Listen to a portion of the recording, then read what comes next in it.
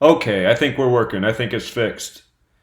Apologies for that. Again, YouTube just changed its live streaming service, and I did the same thing I did yesterday, but for some reason it wasn't starting up the first time, so I did it again and it worked. Just like pulling the lawnmower string, I guess. So, apologies for that. I ended up having to not travel this weekend, and I saw the vote. People want to switch over to football and move on from baseball. But I think this weekend we can finish with our typical baseball routine. And then starting Monday, we can begin a football focus. And if anybody else wants to talk about anything besides baseball today, of course, it's Saturday. There's a lot going on. Let's do the baseball decode. And then whatever other questions or topics come up, we can do that as well. So, 1 second here. Let me get the phone in case anybody calls. I forgot that. Okay, I got the phone. And with that said, let's get into the baseball games because we're behind schedule because of the technical snags. Our guy with the 102 connection, the South Korean on. Wyndham Championship 102 is up at the top of the leaderboard right now, so that's a good thing. He's that 66 to 1. Had those magic numbers.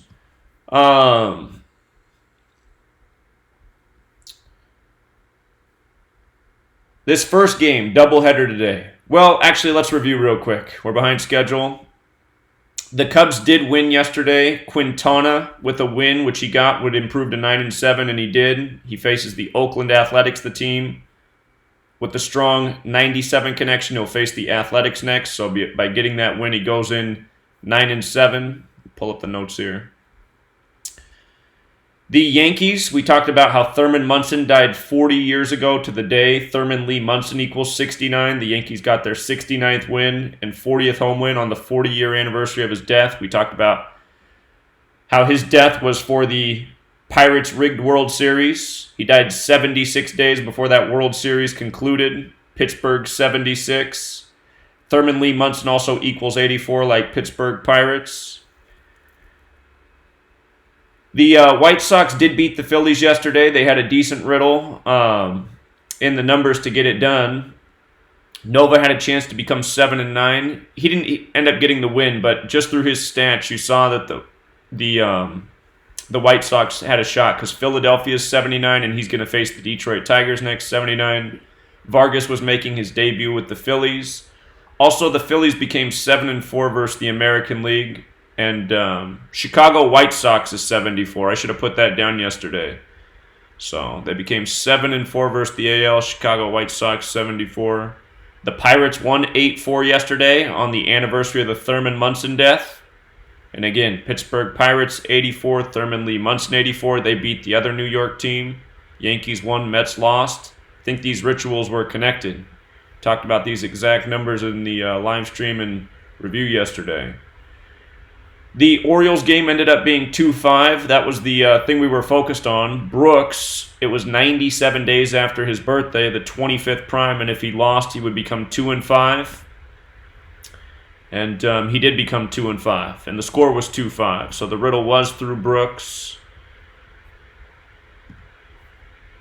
And it's funny that in today's game, there's a 97 riddle with a pitcher in the Blue Jays-Orioles game, and that pitcher can become 2-5 as well. So it could be 2 days in a row of the same thing in that series.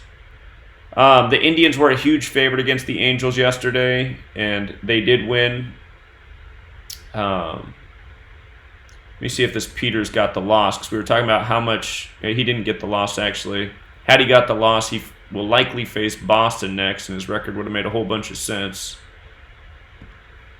But Indians were a big favorite. There was a riddle there that Clevenger could have lost, but Indians were huge favorites. Reds did beat the Braves yesterday, giving them their 66th loss on this day in history, Cincinnati 66. And again, it wasn't clear with the pitchers which way it would go. You could make an argument either way, but that this day in history thing showed up again. The Rangers were big favorites over the Tigers. The Tigers played them tough. We talked about how if the Rangers won yesterday, they would likely win today as well to get to 15-7 versus the AL Central. 157 is the 37th prime. Detroit's 37, Rangers 37, so we'll look at that. The Mariners had the numbers to upset the Astros yesterday, but instead they got their ass kicked. Notice the score was 10-2. If the Mariners won today, the Astros would become 10-2 against the Mariners, so that's something to keep in mind. We'll look at that game. Twins beat the Royals. No surprises there. Did Sparkman fall to 3-8? No, he did not get the decision.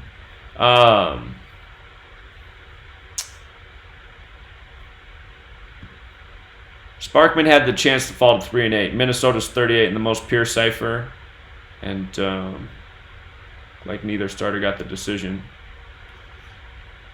The Rockies looked like the team to win yesterday. It was just, it's Orange Friday. The Giants play well on Friday, but like we talked about, if the Rockies won, they'd be 2-5 at home versus the Giants. Giants 25, SF 25, and if they can win today they face Bumgarner, but if they can win today, they'll get to 3-5. Rockies is 35, so we'll take a peek at that.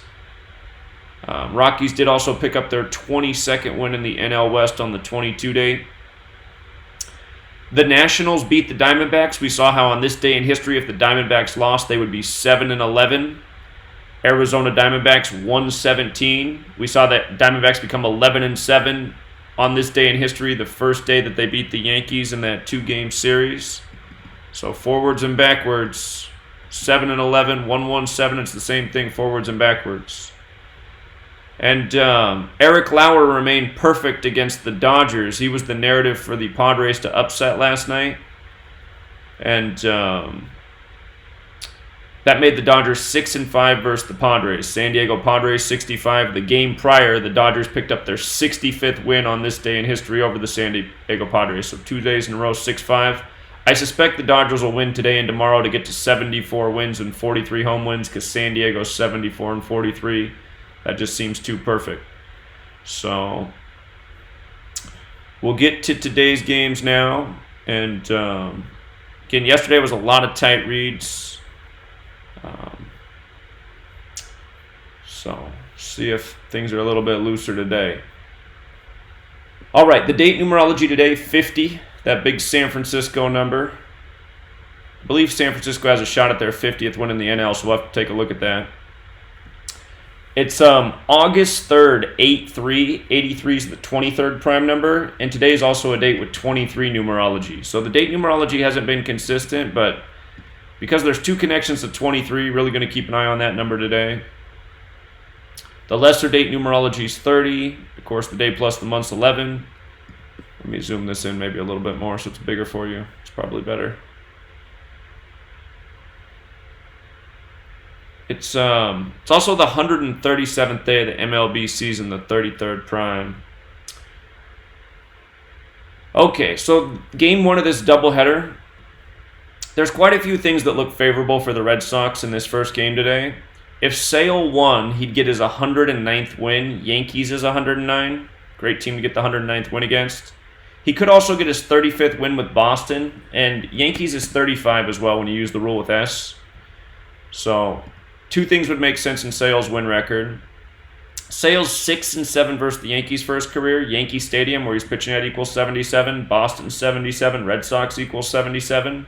Could even it up 7-7. He's 2-4 at Yankee Stadium. I don't really see anything too crucial in that.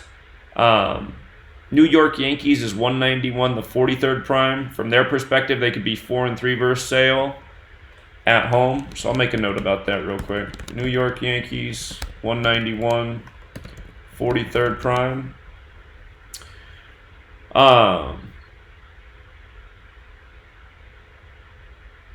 German is 15-9 for his career and 13-2 for the season. I don't see anything spectacular in that. Let me see who his next start would be against. If it would be against Minnesota, that would be perfect because Minnesota's 133. But let's just check real quick. 1, 2, 3, 4, 5. Now it's the Blue Jays. Toronto's on the 43rd parallel. He could get his 14th win in Toronto if he didn't win today. Toronto's 43 the 14th, or 43 is the 14th prime. It's a little bit abstract, but Chris Sale's numbers make a lot of sense today. The other thing is, if the Yankees lost, they'd be 8-5 versus the Red Sox for the year. Boston 85, Red Sox 85. If the Yankees lost both games in the doubleheader today, they'd fall to 5-3 at home. Boston Red Sox 53. But that second game, I'm not so sure. That there's some things that look good for the Yankees in game 2. But this first game, I think the Red Sox got a decent shot here. The only thing that could really go sideways on Chris Sale is 11, the 5th prime number. If he lost, he'd be 5-11 on the season, 1-1-5 in reverse. It's the year of the 115th World Series. So it's about the only thing I see there, and I am thinking the Yankees are going to be in that 115th World Series. But we've seen a lot of pitchers avoid the 11 5th prime thing this year, so it's more about the head-to-head record, in my opinion, and the fact that Sale can get the 109th win and the 35th win. Yankees are on 32 losses versus the AL. Boston's 32. Their next loss is 33, New York. Remember, today's the 137th day of the MLB season, which is the 33rd prime, so maybe a good day to pick up loss 33. Red Sox next away win is 33. I'll just note that here. Red Sox next away win is 33. Okay. The Brewers and the Cubs. Gio Gonzalez with a loss today would pick up his 99th career loss. Wrigley's 99, Illinois' 99, Brewers is 99, Cubs is 9. Seems like the right place to get the 99th loss. He's 5-1 with Milwaukee for his career. If he lost his next 2 starts, he could fall to 5-3. Big Milwaukee number, Milwaukee 53. He's 4-3 versus the Cubs. If he lost, he'd be 4-4. Chicago does equal 35 and 44. So if he won, 35 is the reflection of 53. Milwaukee's 53. But in light of his next career loss being 99 and Wrigley and Illinois and Brewers all being 99 plus Cubs 9, that seems more likely to me. And Hamels, he's 6-3 on the season. With the win, he'd be 7-3. Milwaukee Brewers is 73. He has a winning record against Milwaukee. 8-3 for his career. Could become 9-3 on Saturday. Saturn 93, Saturday named after Saturn. Hamels is also 6-3 pitching at Wrigley. With the win, he'd be 7-3. Again, Milwaukee Brewers 73. So I think that is a good sign there for the Cubbies. Makes sense on both sides for the pitchers. The Brewers could get their 23rd loss in the NL Central as well today on the 23-date numerology. And the Brewers' next loss, I think this is versus NL. I should say versus NL here. Brewers' next loss versus the NL's 46, Chicago's 46, Chicago Cubs 46. They could get that today or tomorrow, but the pitcher records really do make a lot of sense with the Cubs win today. So, taking the Cubs there. The Marlins and the Rays. Interleague play here. And I still got to get up some interleague stats. Hold on. Put up those interleague stats real quick. Tampa Bay is 9-4 versus the NL. 9-4. Marlins is 59. All right.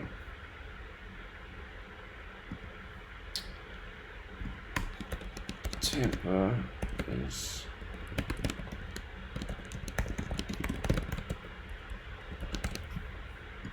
okay, and the Marlins are 8-7 versus the AL.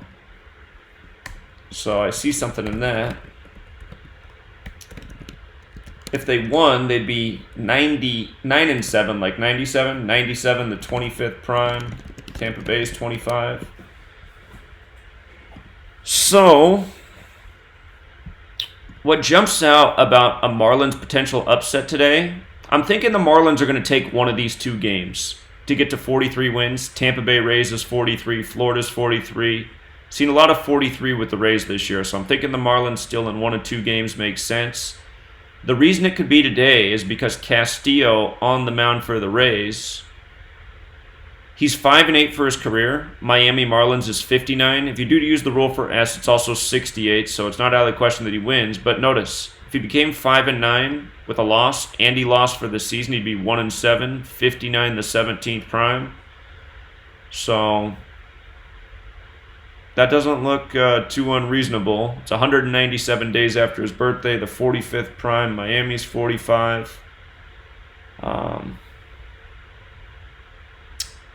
The Rays are on 59 wins right now against the Marlins. And they're at 25 home losses as well. The Rays beat the Marlins twice this year in Miami, so they're 2-0 versus them. You would think that would give them the edge today since they already beat them twice in Miami. But the Marlins don't play any worse away than they do at home. The Rays' next loss is also number 49, and Marlins is 49. So a win and loss on both sides would make sense. I really do think they're going to split these two games. That said, let's take a peek at who pitches tomorrow for these teams and see if there's anything that gives us more clarity. Oh, man, that is tricky, because if Chirinos lost tomorrow, Marlins is 86. Yeah. I know that 86 plays with the Marlins, too. That's tough.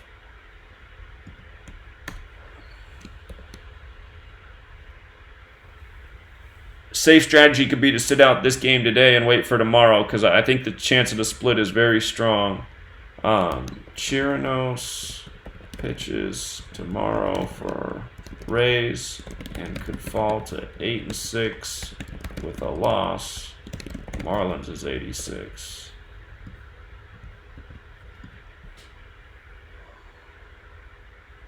Caleb Smith comes in 7-4. Tampa Bay Rays is 74, but hard to say where it goes from there.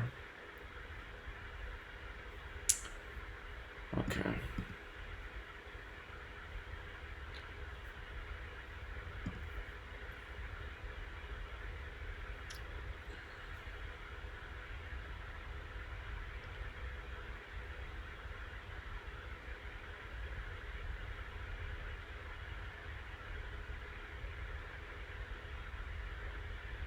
Yeah.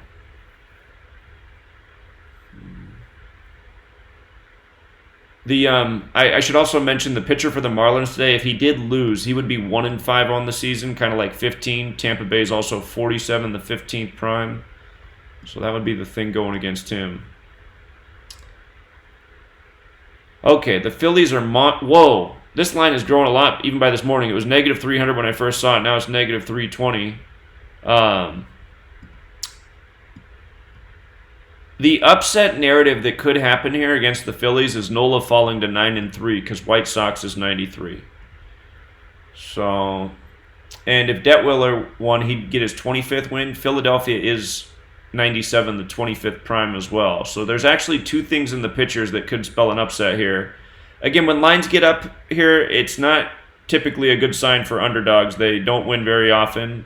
Like I said yesterday, lines like this have been coming through more post All-Star break, or at a higher frequency than prior to the All-Star break. But, you know, just like yesterday's game with the Mariners really did have a good narrative to upset. There were all sorts of things that normally come through, but they got beat down. So could be the same type of thing here with the Phillies. The riddle looks good in numbers, but still that line.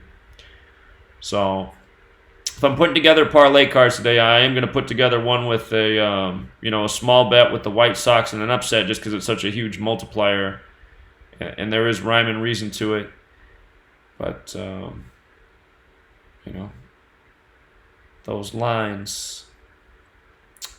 If the White Sox do lose today, the most incriminating thing going against them is they would be 5-11 versus the National League. 115 in reverse. Philadelphia does equal 115.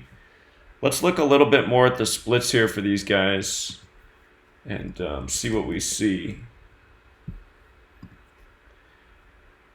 Let's see. Oops.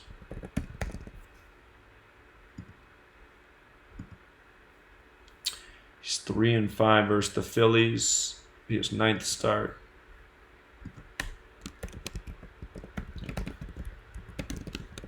Well, that's actually one more thing going in his favor, because Phillies is 45 in both reduction ciphers.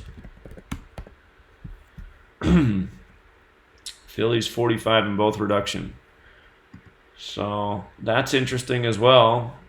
Let's see about Nola.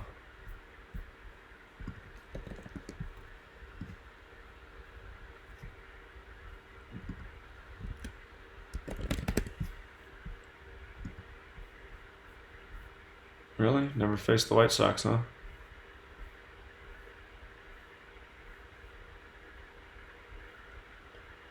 So Nola's never faced the White Sox. That's amazing. All right. What about at his home park? 28-15 at his home park.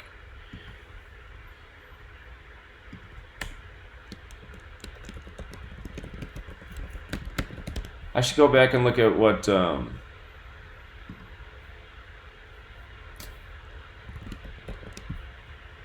his record was. He's 2-4 at the Phillies park.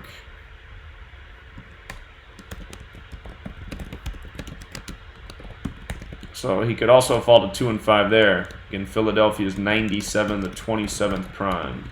97, the 25th prime. I think I just misspoke. Okay. Let's take a peek at who... Actually, let me go back to this Marlins-Rays game, too, and see who these guys pitch against next. Then we'll do the same thing for the White Sox-Phillies. Like, if he was pitching against the Yankees next, I'd be thinking, okay, he's probably going to get to 2-6 because Yankees is 26. Hold on, man. Or actually, I'll just start a new window. The thing I hate about this new streaming way that you have to do on YouTube is my computer burns up so hard with this thing running in the background. Caller? Caller, you there? Hello? Yeah, I hear you now. Hey, man, sorry, man, what the show said. I was calling, what you see on the first 2 games? Yeah, so the first 2 games. Okay, so I think the Red Sox got a shot against the Yankees in this first game because Chris Sale, if he won, he'd get his 109th career win, and he'd get his 35th win with Boston, and Yankees equal 35 and 109. If he won, he'd become 7-7 versus the Yankees. Yankee Stadium equals 77, Boston 77, Red Sox is 77. The only thing that I worry about with Chris Sale is that if he lost, he'd be 5-11 on the season. 11's the 5th prime number. It's the year of the 115th World Series. 5-11's 115 in reverse. I got to actually make one more point about that. Saturn equals 511 in Jewish Gematria, and today is Saturday, the day of the week named after Saturn. So there's a little concern there with him becoming 5-11. But if the Red Sox do win in this game, the Yankees will become 8-5 versus the Red Sox this year. Boston's 85, Red Sox is 85. So I'm leaning Boston, but the 1-5-11 thing in Sales record's a little bit curious. The Brewers-Cubs game, the other early game today, if Gonzalez loses, he'll get his 99th career loss. Wrigley equals 99. Illinois equals 99. Cubs equals 9. So him picking up his 99th loss makes a lot of sense at Wrigley. And Hamels, if he wins, he'll be 7-3 on the season. Milwaukee Brewers is 73. Hamels would also improve to 7-3 pitching in Chicago by beating the Brewers. And the Brewers, they can also pick up their 23rd loss in the NL Central on this 23-date numerology. So I like the Cubs in that game. And I'm leaning Red Sox, but Chris Sale worries me a tiny bit. But I got to admit, his record does make more sense with the wins. So. Yeah, all right, thank you. All right, yeah, welcome. I appreciate that, man. Yeah, no problem. All right, I got to make this note about 5'11", though. That is a big number there with Saturn, and it is Saturday. Remember, Donald Trump's presidential campaign lasted 511 days. Saturn has to do with time. So.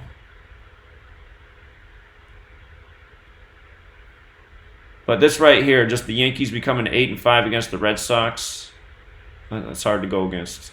So, there wasn't anything too clear in German's record.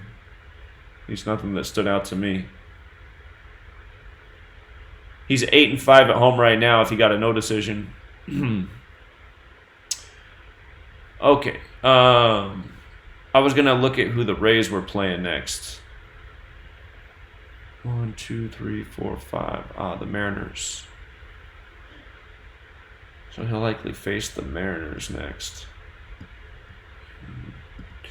Is that in Seattle? Seattle's the 206 area code. I'm not sure about that. For the guy who got here late, what I was saying about the Marlins and Rays is I expect them to split games, because if the Marlins win one, they'll get to 43. Tampa Bay Rays is 43, and if the Rays lose one, they'll get to 49 losses. Marlins is 49. Tomorrow, Chirinos is on the mound, and if Chirinos lost for the Rays, he'd be 8-6. Marlins is 86. So maybe that's the one the Marlins take, but I was pointing out that this pitcher, Castillo, if he lost today for the Rays, he'd be 5-9 and 1-7 for the season. 59 is the 17th prime, and Miami Marlins does equal 59, but it's also 68. So, trying to see if I could look at who these teams pitch, or these players pitch against next. See if we can figure it out. Castillo pitches at Seattle next. 206 area code. Sometimes I see, in NFL, I see 26 show up a lot with Seattle, but I haven't really noticed that too much with baseball this year. Just because 26 is kind of like the 206 area code. About the Marlins.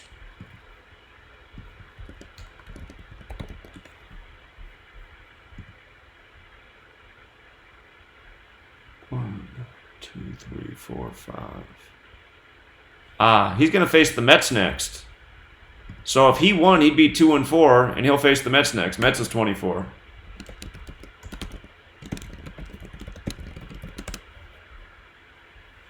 Well, maybe they can pull it out today.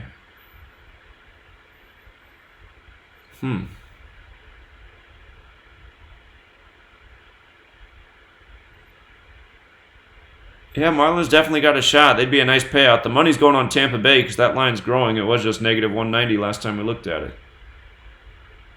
But a strategy could be to take the Marlins today. If they don't lose today, take them again tomorrow, because I'm pretty sure they're going to win one of these two games. If you hit on one of them, you'll come out ahead. They're going to be a nice payout tomorrow too. The only thing would be if they lost both, but I just don't see that in the numbers.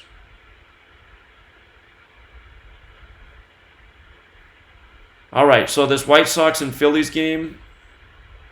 Again, Phillies, the line's growing. It was negative 300. It's up to negative 320. I definitely wouldn't bet on the Phillies today because the pitcher records look better if the White Sox win. What I was saying is if you're putting together multiple parlay cards today, I would mix in one of those small bets, few dollar bet, $5 bet with some games you like, and the White Sox is a potential huge multiplier. Just because if Nola loses, he's 9-3. White Sox is 93. And if Detweiler wins, he gets his 25th win. Philadelphia is 97, the 25th prime. Remember, yesterday was the 17th game between these teams, the 7th prime. We talked about that, how the Phillies could get that 7th loss in the 17th game. They did. Phillies also became 7-4 versus the AL. Chicago White Sox 74. So the riddle was there for them to lose yesterday. Today it's more about the pitchers. If the White Sox lost today, they'd be 5-11 on Saturday. Philadelphia is also 1-15. So make the same note here about Saturn.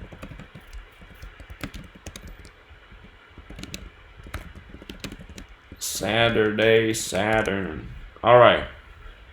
So, and it could be just like the Mariners game yesterday. The Mariners had a great riddle on numbers, but they got their ass kicked. But remember, the Mariners lost 10-2 yesterday. That could be key because today, if the Mariners upset, the Astros will fall to 10-2 against the Mariners. So we'll look more at that. But White Sox definitely have a chance because of the pitchers. So small risk, big reward bet. That's what I'd go for on that one.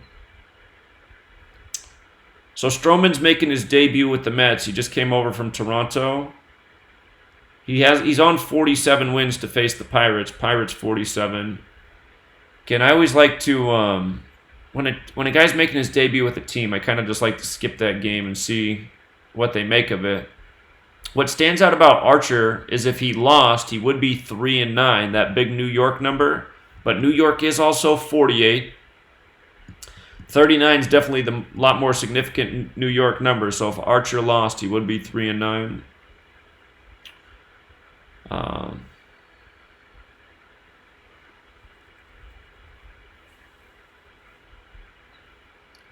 Let's see here. Yeah, we're going to have to look at the splits, I think, for these guys. The Pirates got their 24th home win. Mets is 24, just in case they sat there through the rest of the series. They've been playing pretty bad lately. Pittsburgh's next loss versus the NL is 58. Their next win's also 39. So if they win one more in this series, they would get their 39th win, which I'm leaning towards. I mean, just the way New York and 39 plays. So the Pirates probably split today and tomorrow, finish the series on 39. Being 39 and 58 would make a lot of sense because New York's 39 and Pittsburgh's 58. The Pirates didn't win today, the 39 thing would happen here, and they'd go into tomorrow, the 24 date, still on 24 wins. But here, let's check out the splits.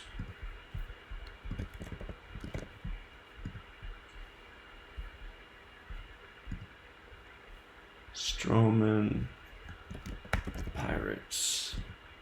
So 0-1 versus the Pirates. Wow, he pitched a great game. 8.2 innings, 1 run given up, but got the loss. So not a bad type of loss. 1 out shy of the complete game. I wonder if he gave up the run right at the end.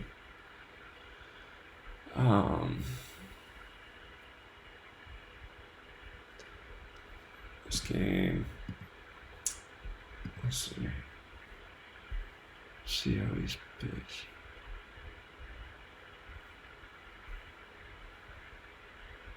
PNC Park, 1 game.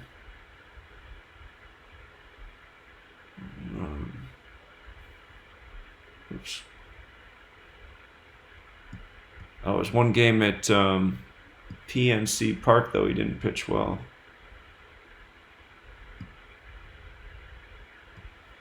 Oh, he must have had multiple starts against Pittsburgh. Oh, he has 3 games, 1 start, I see. Okay.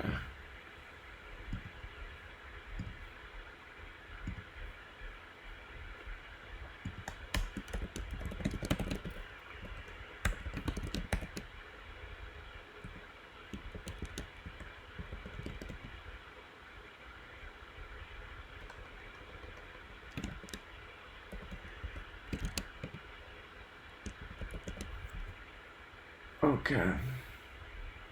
What about Archer? Archer versus the Mets.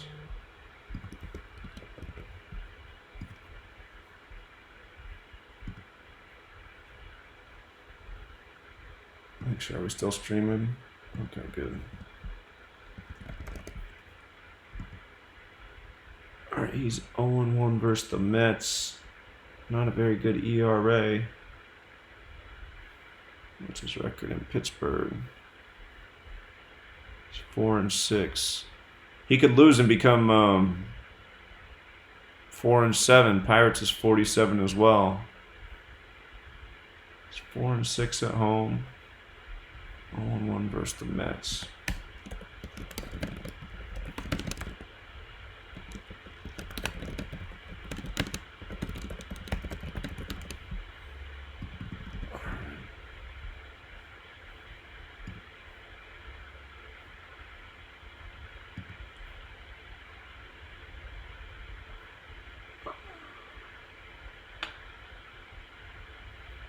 Stroman would be 7-11 with the win. I personally think this looks a little bit better for the Mets here. I don't like when a guy's making his debut with the team, though. Seems like a lot of times people don't make a great debut in their first game with the team. So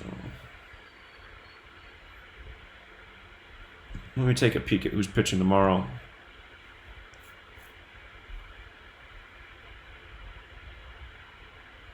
Musgrove and Syndergaard. If Syndergaard lost tomorrow, he'd be 7-6. Pittsburgh 76. We were just talking about the Thurman Munson riddle yesterday. How he died 76 days before the conclusion of the World Series that year, and Pittsburgh won it. And yesterday was a clear riddle with the Yankees and Pirates games. Both tributes to Thurman Lee Munson. Again, Thurman Lee Munson equals 84 like Pittsburgh Pirates. The Pirates won their game 8-4 yesterday over the New York Mets.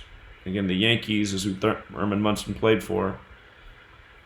It says that 40-year anniversary of his death. If you write out 40 as a word, it equals 84. So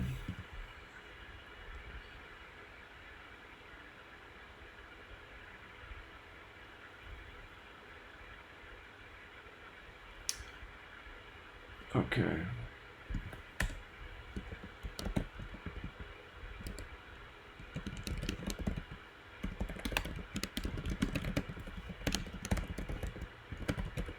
If the Mets won today and the Pirates won tomorrow, which is how it looks just looking at the two pitchers, that would be perfect because Pittsburgh would get their 39th win versus the NL and New York's 39. So I think there's a good chance it does go that way.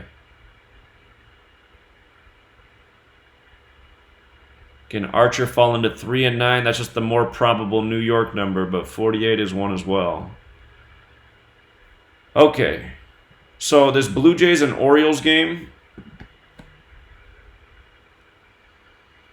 Caller? Hey, Zach, quick question. I'm looking at the MLB app, and it says in regards to, going back to the Yankees and the Boston Red Sox, they have a quote in here from Gervon that says, was on a mission. Can you run that and see if that has any type of relation to the game? Was on a mission? Was on a mission? I'm sorry, was on a mission. Okay, and what was that in regards to? It's in regards to, I guess, the quote from, I'm not really sure. In the MLB app, it shows probable pitchers. It shows their stats. And they particularly highlighted that quote. I think one of the other players had said that during the last game when they had the Red Sox versus Yankees. Okay. They put that in quotations. So it has some baseball connections. It equals 54 like baseball. It also equals 171, the 18th triangular number. Baseball is also 18, and then it's 180, kind of like 18, and then 81, 18 in reverse. So, and who made the comment? I'm not sure if he made it or not, but it's just highlighted in this little, Who? 4 sentences. Who? I'm not sure who it. It doesn't say who it was. It just says last time German. Oh, Domingo German. Domingo German was on a mission. Correct. Okay, that's what I'm asking. Who's it in regards to? Okay, yeah, it was in regards to the picture. Mm-hmm. I don't see any big baseball numbers in his stats today. Tomorrow's his birthday. Okay. He's gonna have his birthday tomorrow. Okay. Interesting. Yeah, I don't see those numbers connecting to this game. The Yankees are on 18 home losses, I suppose. That's about the only. So if he kept him on 18 home losses with his start, but I see. Okay. Have you ever used the MLB probable pitchers page? I haven't looked at it for a while, but yeah, that is a good page to look at. Here, I can pull it up real quick. MLB, I know what you're talking about. Gives you that little. Stuff, I'm not sure what I'm looking at, but there's all types of numbers and stuff all over this thing. Yeah, they give you a little paragraph. Yeah, here we can look at that. So. Sorry to get you on a tangent there, but All right, yeah, here I'll go over it real quick for the games we've covered. All right, appreciate it, man. Thanks. all right. Yes, sir. Bye. Okay, so was on a mission, I see. So Sale faced the Yankees last Sunday, striking out 7 and allowing 6 runs, 2 homers, and 5 1/3 innings at Fenway Park. He is looking for his first win at Yankee Stadium this season, where he is 0-2 with a 6.55 ERA. So again, like we covered with Chris Sale, if he got the win today, he'd get his 109th career win and 35th win with Boston. Yankees is 35 and 109. But if he loses, he's 5-11 on Saturday, and Saturn's 5-11 in Jewish Gematria, and that's definitely a relevant number to Saturn, and we're on the day of the week that's Saturn Day, so. German, but if the Red Sox do win, again, that'll make the Yankees 8-5 versus Boston this year, so that really stands out. German was on a mission in his last outing, according to catcher Austin Romney, as he halted the Yanks' slide by limiting the Red Sox to 3 runs in 5 1/3 innings. It's like 5.3, right? Boston Red Sox 53. At Fenway Park, German tied his season high with 9 strikeouts. So they both pitched 5 1/3 last time. That's 16. Well, 53 is the 16th prime as well, so I think that's why they both pitched that many innings. All right, the Brewers will have a close eye on Gonzalez's wellness during this start, since his last outing against the Cubs was abruptly ended in the 7th inning when he developed shoulder tightness. He didn't allow a hit until the 6th inning that night. Things do not look good for Gio Gonzalez's record today, in my opinion. Again, he can get that 99th loss, Wrigley's 99, Illinois' 99, Cubs is 9, and Cole Hamels can get to 7-3, Milwaukee Brewers 73. Hamels will come off the injured list for this start against the Brewers. Prior to landing on the IL in June with a left oblique injury, Hamels had a 1.22 ERA in his previous 6 starts. 37 Ks and 9 walks and 37 innings pitched. Real quick, let me see what day Hamels' last start was. Let's just see how many days he's been out.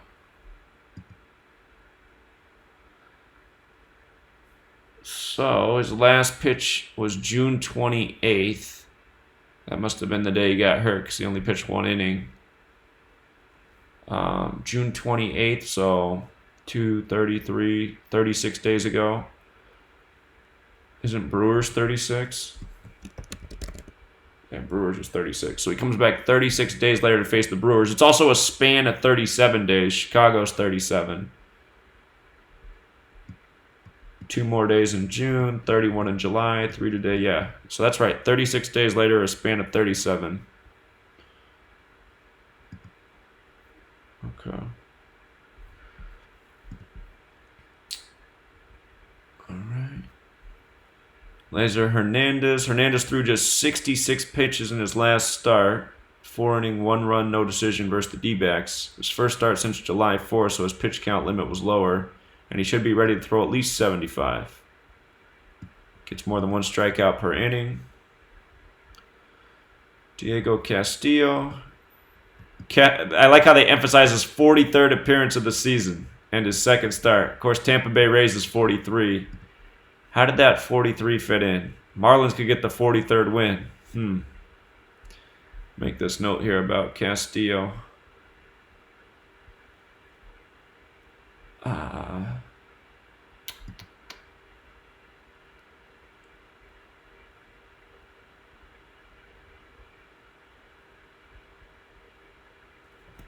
Let me see here. Castillo's 43rd appearance of the year. Tampa Bay Rays 43. Caller. What's going on? I just noticed. I don't know if it can relate or something, but today is Tom Brady's birthday. It is. So I was wondering, it is. could that sync up with the game? It absolutely could. If you can think of something off top, favors Boston with that. Well, okay, so let's think about it. So again, Boston Red Sox is 53. They won the World Series. Patriots 53. They won the Super Bowl. Loss. They can get their 53rd loss today. I see that. Yeah, they have a doubleheader today, and that they probably will split these games today. The game that looks better for the Yankees to win is Game 2. I haven't got to it yet, but I don't know if there's something about Chris Sale and Tom Brady. Let's do a web search for their two names and see what pops up. Chris Sale, Tom Brady. But yeah, it is Brady's birthday. Or this day in history for Boston. What was the last couple of years? Did they play good on Tom Brady's birthday? Because they have a good record for the last couple of years, I imagine. Here, I'll do that right now. Let's see. Boston Red Sox box score, August 3rd, 2018. Let's see what happened. So last year on this day, they beat the Yankees 4-1. 4-1. Super Bowl 41. Okay. They also won the World Series 4 games to 1 last year too. Let's see 2017. The other year they won 9-5 over the 2 years ago they won 9-5 over the White Sox. Okay. And when they won 4-1, did they beat the Yankees last year? Yeah, they beat the Yankees last year. 2 years ago they beat the White Sox. August 3rd, Okay. 2016, they lost to the Mariners 1-3. Okay, what about 2015? Whoops, no, that's... Hold on. Why is the 2015 box score not coming up? Hold on, for some reason, August 3rd, 2014, they played the Red Sox and lost 8-7 on this day. Who played the Red Sox? The Yankees. The Yankees won 5 years ago on this day. I'm trying to find 2015. For some reason, that one's not... Maybe they didn't play in 2015 on this day. That's probably why it's not coming up. Yeah. All right. Let me see. So it's kind of basically a hit or miss with that. Well, because it's more current... So... I'm just thinking because it's more current and it's after the year of Super Bowl 53 before we get to the start of season Super Bowl 54. I am thinking they're going to probably pick up that 53rd loss day, but they got 2 games. In 2013, they won on this day 5-2 over the Diamondbacks. So far, they've won more than lost on this day, but let's see. They lost on this day in 2012 to the Twins. So... And basically, they're 1-1 versus the Yankees, right? On this day. Right. The last couple of days years you look, right? Right. You know what's interesting about the year they lost to the Twins? They came into that game 53-53, and then they lost and became 53-54. Because again, Patriots is 53. So, let's see here. Let's go back and look over that again. See how many times 53 came up. August 3rd, 2000. The Yankees stayed on 53 losses when they beat them in 2014 on this day. The next game, the second game, the numbers make more sense if the Yankees win. Here, I'll just show my notes real quick about that. It's the pitchers. So Johnson, who's going for the Red Sox, if he lost, he'd be 7-8. New York 78. He'd also fall to 1-2 on the season. Yankees 37, the 12th prime. And Green with a win would be 3-3, and New York's 33. So you get a double New York tribute in the records if the Yankees won that second game. Also, what's interesting about Green is, or no, not Green, Johnson. Johnson, who's pitching in the second game, the game's 239 days after his birthday, which is the 52nd prime. If the Red Sox won the first game, they'd still be on 52 losses coming into this game where they could pick up the 53rd. So, those are just some things that stood out to me.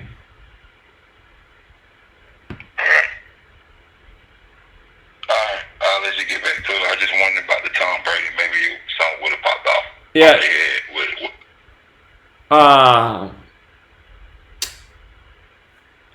The other thing we can check is how many days it is to the start of the season. The first Sunday game, September 8th. Let's just see real quick.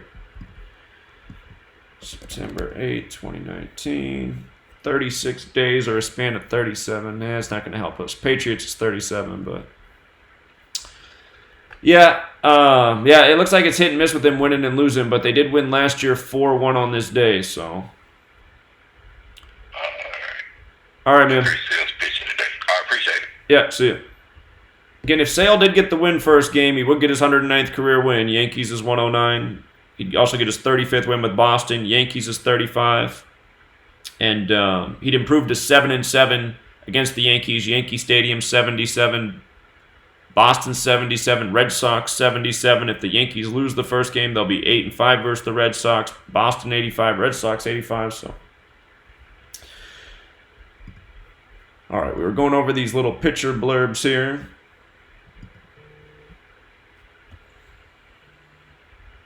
Caller? Yo, what's good, Zach? What's up?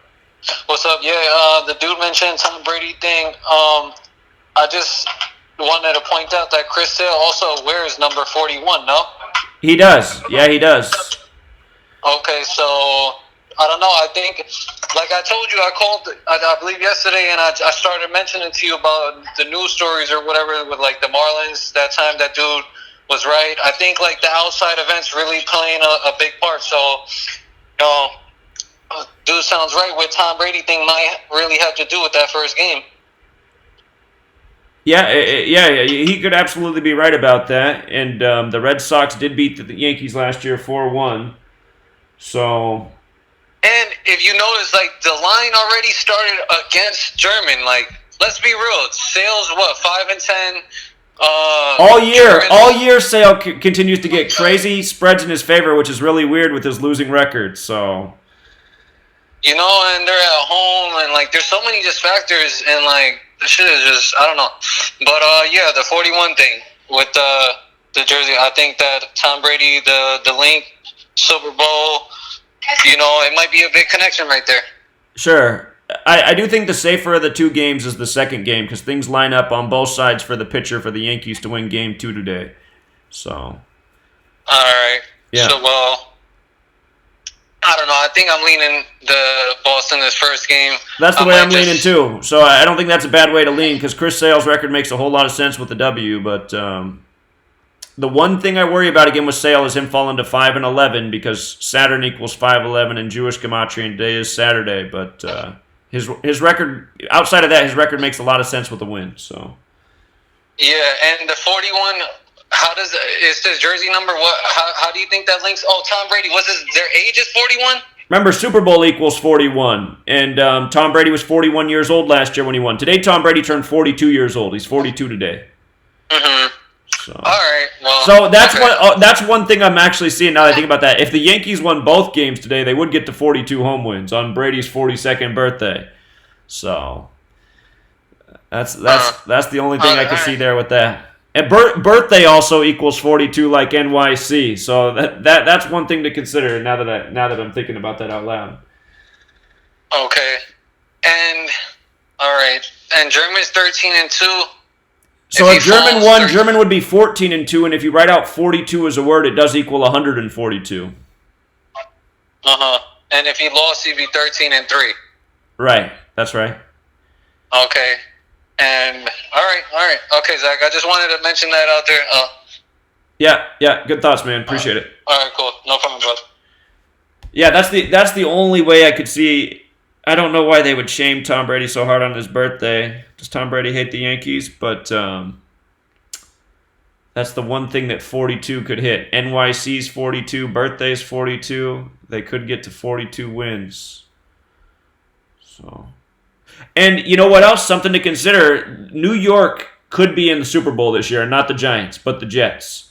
Because just in case you didn't hear me say this before, you guys want to focus on football anyway, and we are. If you got here late, I said I'm going to do baseball. We're going to finish baseball today and tomorrow. I didn't have to travel, so I said I'd do the live stream if I didn't. We're going to finish baseball like we normally do today and tomorrow, and then we'll start a new focus on football Monday.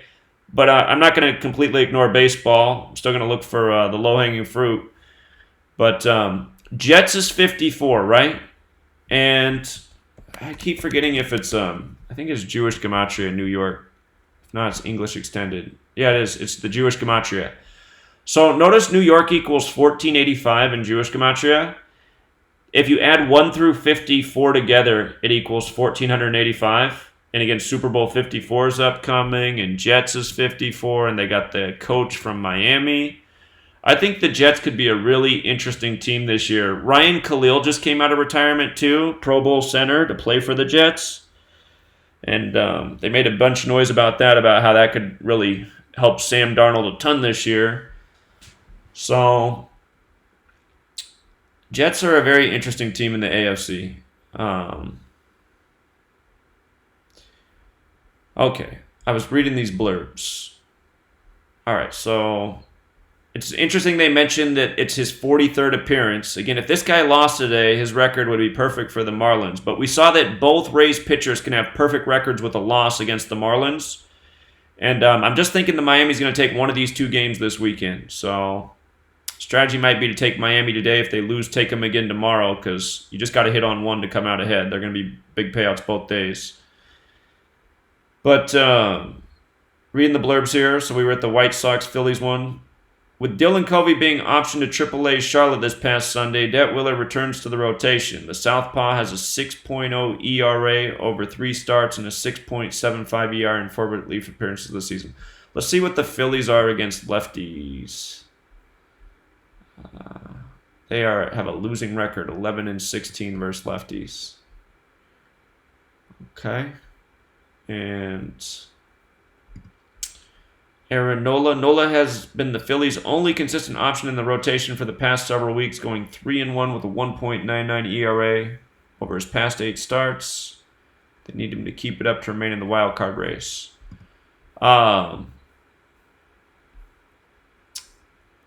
So again, Phillies are a monster favorite, and the line has grown since we started decoding this morning. What I said about this game is, if I'm mixing up parlay cards today, I'm doing a small one with the White Sox to upset, just because if Nola loses, he's 9-3, and White Sox is 93. And if Detwiller won, he'd get his 25th win. Philadelphia 97, the 25th prime. He'd improve to 4-5 versus the Phillies. Phillies 45 in both reduction ciphers. He could also lose and become 2-5 at Philadelphia. Again, Philadelphia 97, the 25th prime. And if the White Sox do lose, they'll be 5-11 versus the NL. Philadelphia is 1-5 against Saturn 5-11. So usually when a team's this much of a favorite, they do come through. But there's numbers there to think the Phillies might get beat. All right, and we were saying the pitcher for the Mets tomorrow looks like he'll lose.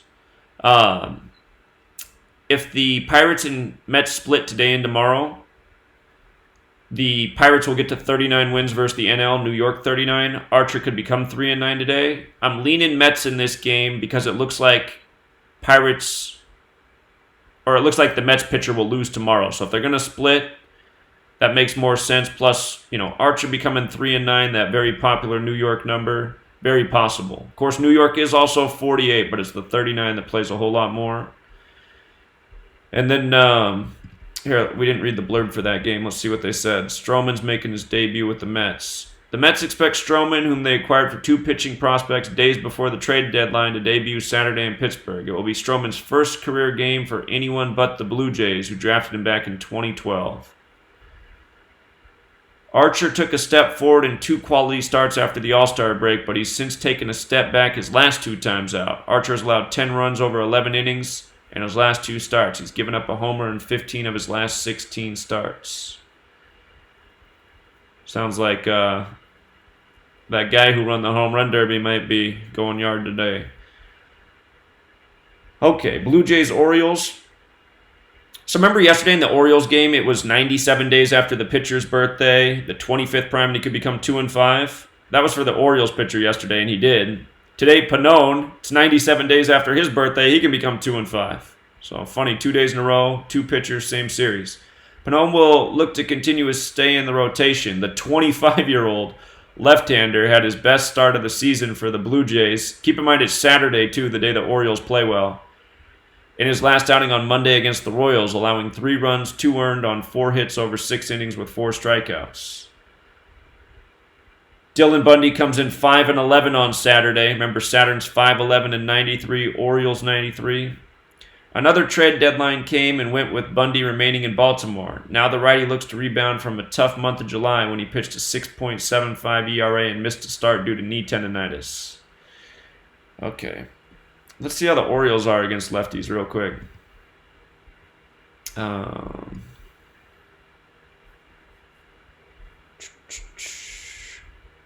14-25. They could stay at 25 losses against the 25-year-old 97 days after his birthday. Okay.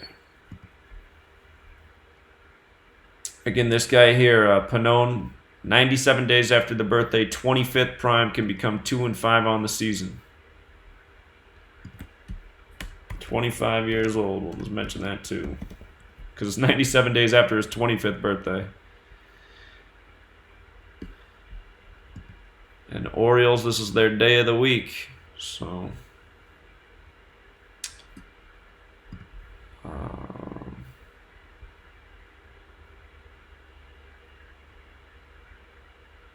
seems like the Orioles should win one in this series to get to 17 wins versus the AL East. Toronto Blue Jays 59, the 17th prime. This would be their day to do it. All right, let's. What else do we got here in our blurbs? So doubleheader. Green's supposed to be in for the Yankees. They haven't updated this. Johnson will make his third start of the season and first since June 22nd, the last time he pitched in the majors. So 8/39, 42 days ago. 40. So he last pitched 42 days ago. If the Yankees did win both, they'd get to 42 wins on Tom Brady's 42nd birthday. All right. Let me add that note. Let's add it here.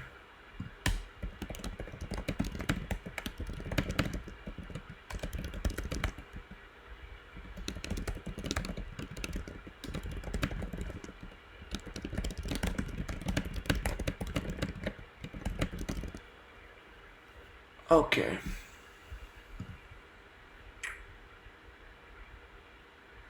So I do like the Yankees in this second game because, again, if Johnson loses, he's 7-8, New York 78, and if Green wins, he's 3-3 on the season, New York's 33. So you got a double New York tribute. What I pointed out was that, again, today's 239 days after Johnson's birthday, which is the 52nd prime. If Boston does pull out the first game, they'll come into this game still on 52 losses. And I suppose there's a chance that if the Red Sox swept, they could stay on 52. The one narrative for the Red Sox to sweep the doubleheader today is that if the Yankees lost both, they'd be 5-3 at home versus the Red Sox. And of course, Boston Red Sox is 53. We just saw that number play real hard in the Tampa Bay series with the Rays sweeping the Red Sox. The numbers went in favor of the Rays each game. If the Yankees split today, they'd be 6-2 at home, doubleheader 62. So, the one other thing is if the Red Sox did win both, they'd stay on 23 away losses on the 23 day. But these pitchers here in this game too, it's making me doubt the sweep. Especially if the Yankees win the first game. Obviously, that's off. But those pitcher records look good with a New York win. Okay. Oh, hold on. There's actually... Let me do a little bit more work. I meant to check Dylan Bundy's splits versus... Did I get... Yeah, I want to get Dylan Bundy's stats versus the Blue Jays. Meant to do that.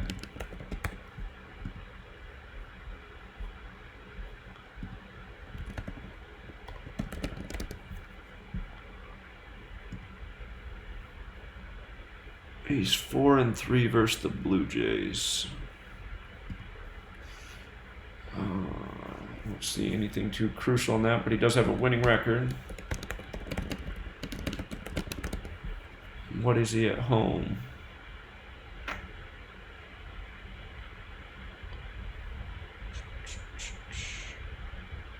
(18-23) at home. Well, Bundy is 18-23 at home, 23 date, and Blue Jays equals 23. So could stay on those 23 losses on the right date numerology against the right team. So that's one more thing I would say that that goes in his favor. Okay. The Angels and the Indians.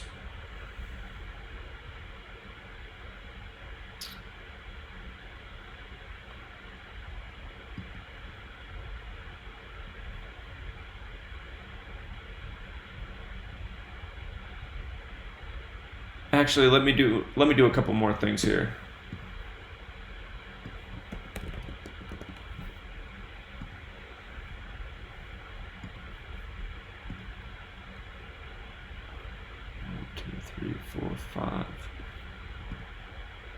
So he'll likely face the Yankees next.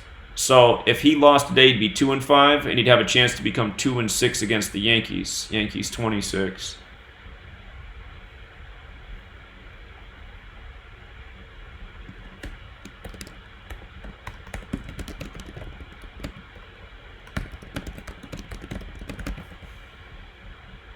Yankees is also 35, but that 26 plays way more. So if he drops to 2-5, he's destined for 2-6 versus the Yankees.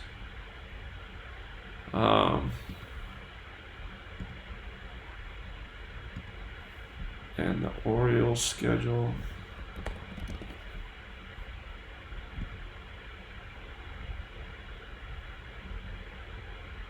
One, two, three, four, five. The Astros. I don't see anything in that. Let's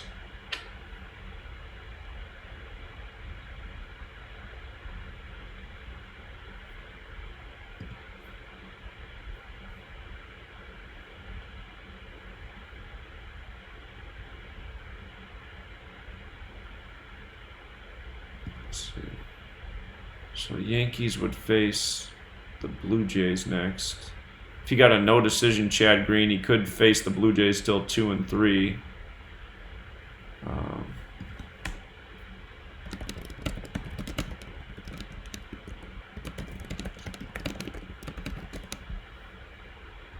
Something to consider.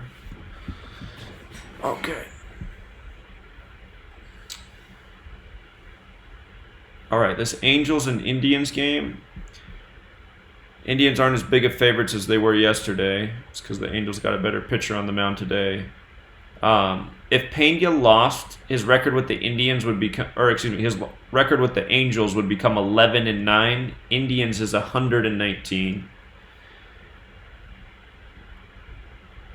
Plutko with the loss would become 3-3. Cleveland's 33. So is Anaheim, where the Angels play. So that is something to consider. And actually, if Plutko lost, he'd also be 7-8 for his career. Cleveland's 33 and 78. So that makes things a little bit tricky.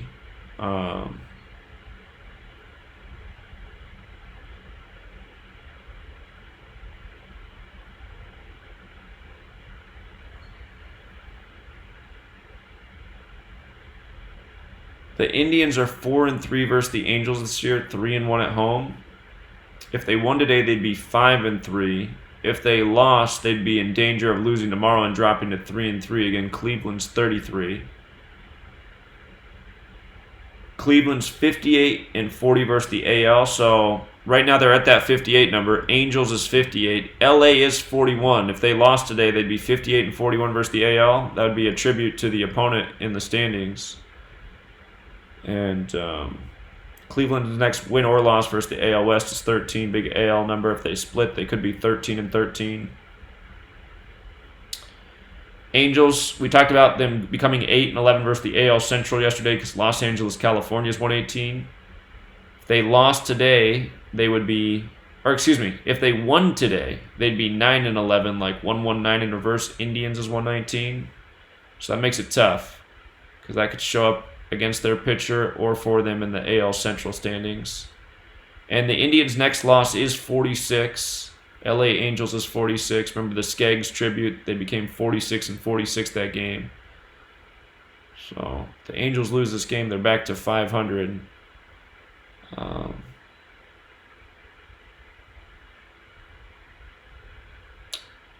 Let's see who pitches tomorrow for them.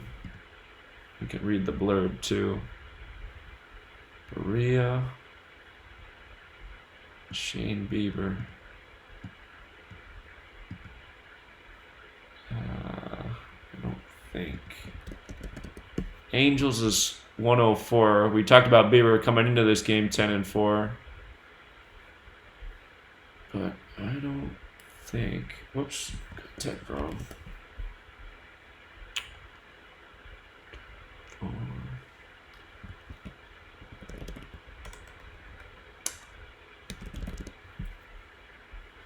Cleveland. Let's see what the blurb says here about this.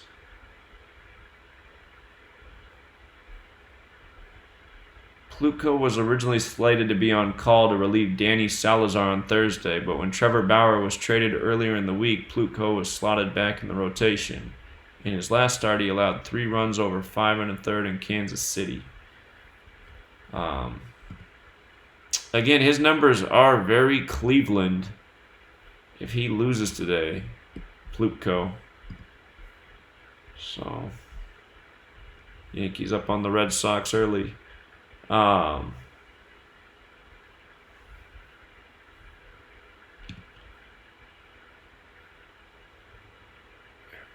let's see.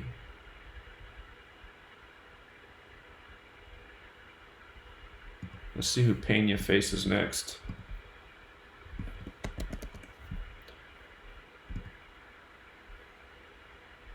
One, two, three, four, 5. He's got the Red Sox next. If he lost, he'd have a chance to fall to 8-5. That game was at Boston, wasn't it? So if Pena lost, he could become 8-5 against the Sox.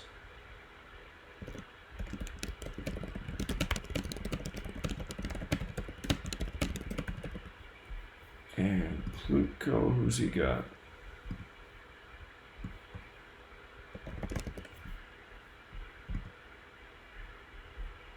One, two, three, four, 5. The Twins.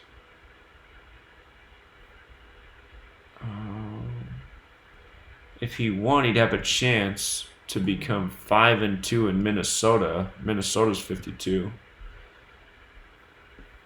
Okay. I don't think I like this game.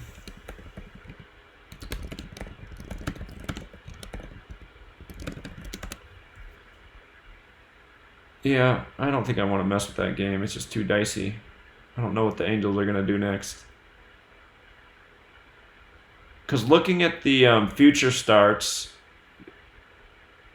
just look at who they pitch against next, that looks good for the Indians.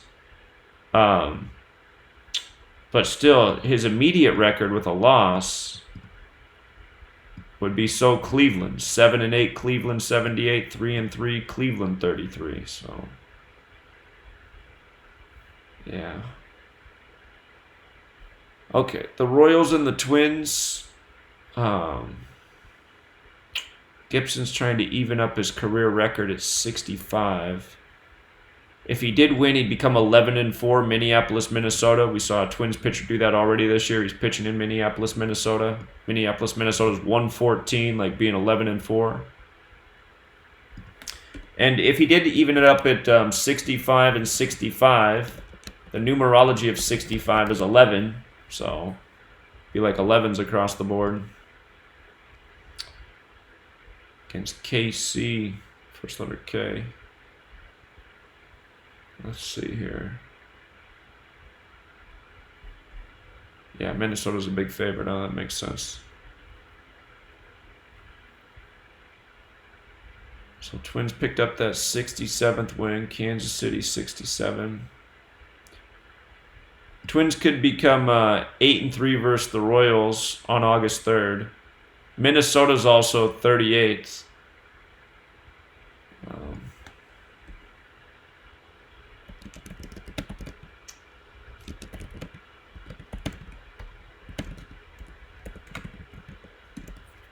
Again, Minnesota's 38 in the most pure cipher. From the Royals' perspective, if they lost today, they would be 3-8 versus the Twins on the date 3-8. That seems kind of in your face. But the trouble is, Minnesota is also 47, but the date is 3-8. If the Twins won, they'd be 4-1 at home. If they lost, they'd be 3-2. Kansas City's 32 and 41, so it's a little bit tricky. The Royals, one thing they do have going, and it's hard to tell. I mean, yesterday didn't prove that the date numerology is back on by any stretch of the imagination. So, if the Royals won today, they would pick up their 23rd win in the AL Central on the 23 day. That's another thing that could play for the Royals today. But I'm thinking Gibson evening it up and getting 11-4 is probably more like it. Let's see who these guys pitch against next. Here, let's read the blurb and then see who they pitch against next. Duffy grinded through 6 innings on Sunday in a 9-6 win over the Indians. He gave up 7 hits and 4 earned runs while allowing a 3-run homer to Carlos Santana before Duffy recorded an out. Gibson, who has won 3 straight decisions, enters August after posting a 3.77 ERA over 6 July starts. His best start of the season came against the Royals on June 14th. So that was 50 days ago. Twins is 50. So that's very interesting. Yeah. Gibson's best start of season was against KC 50 days ago. Twins equals 50. So it could be deja vu today. And you know what else is 50 actually? Kansas City if you use the rules with S. All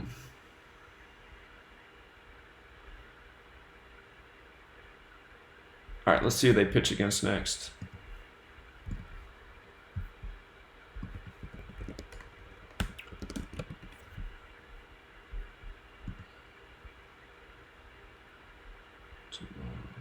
One, two, three, four, 5.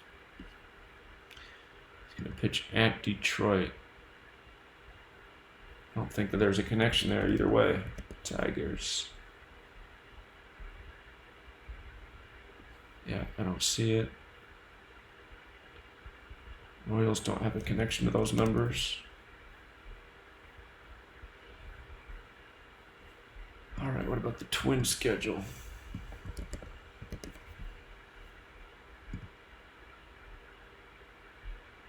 One, 2, 3, 4, 5.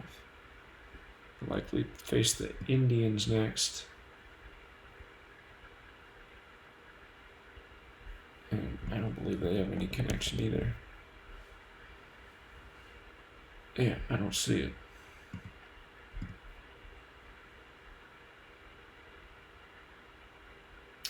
If the Royals lose today and tomorrow, they'll get to 38 away losses as well. Minnesota's 38. So the one prayer for the Royals today is this date numerology, but still haven't seen any consistency, so hard to put much stock in that.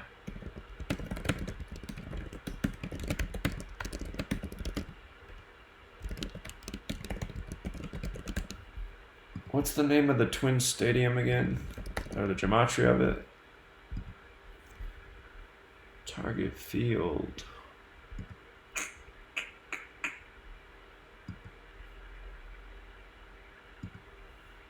Yeah. Yeah, the Royals just have this one prayer, but again, no consistency, so can't roll with it.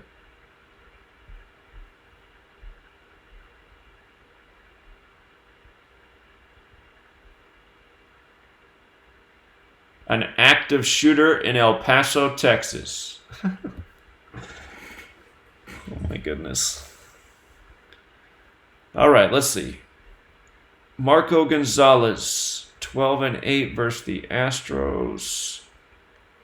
Now remember, the Astros won 10-2 yesterday. And if they lost today, they'd be 10-2 versus the Mariners. So Mariners had a good riddle yesterday, and they squandered it. I've seen that too many times before. But let's see. Sanchez is making his debut here with the Astros. He was having a hard time there with Toronto. Let's see.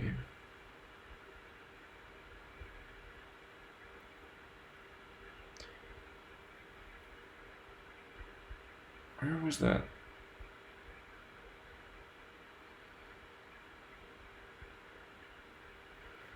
If the Mariners only lost one more game in this series, if they split today and tomorrow, they'd get to 38 losses. Astros is 38.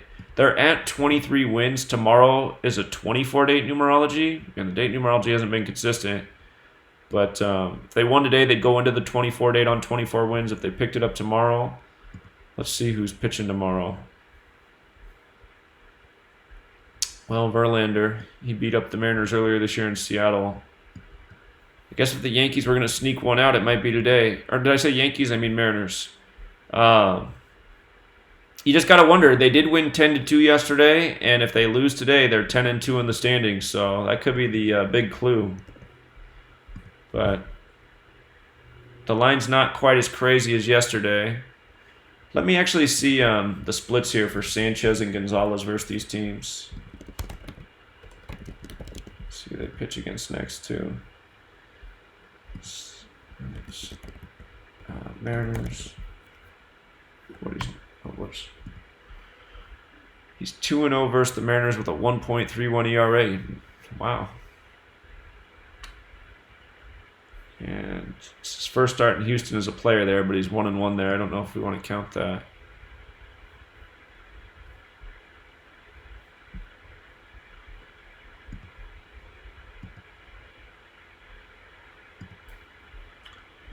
All right, so Sanchez is 2-0 versus the M's.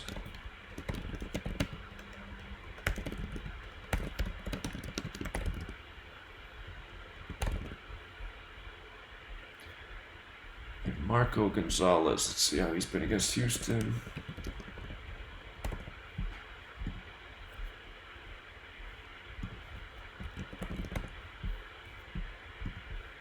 Oh, 3 versus Houston. With a pretty scary ERA, almost 8.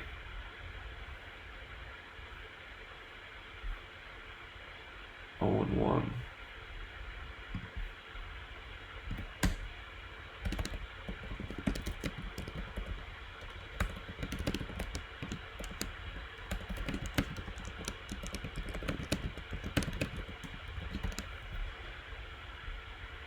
Okay, so he doesn't breed a lot of confidence. He's definitely struggled. His next career win, though, is 31, and Houston's 31. I'm just wondering because of that 10-2 score yesterday. So I'll let you make up your mind on that. If I'm mixing up some parlay cards, I might take one with the Mariners as a multiplier, small bet type of thing. Small bet, high risk, big reward. 10-2. Okay, so Bauer just got traded from the Indians to Cincinnati. So he's staying in Ohio. What's interesting is his next career win is 69 and Atlanta's 69. Hold on. I got to pause real quick, you guys. I got to pause. I forgot to do the... I'm going to come back to this game. But this series reminded me of the first thing I meant to do today. I wanted to go to this day in history thing because I think we found something really great here, and I should have done this. Well, it'll help us with the doubleheader anyway. All right, so on this day in history, I want to start each day with this, and I forgot to do it today. So the Red Sox are 59-50 on this day in history. Doesn't go with Yankees numbers.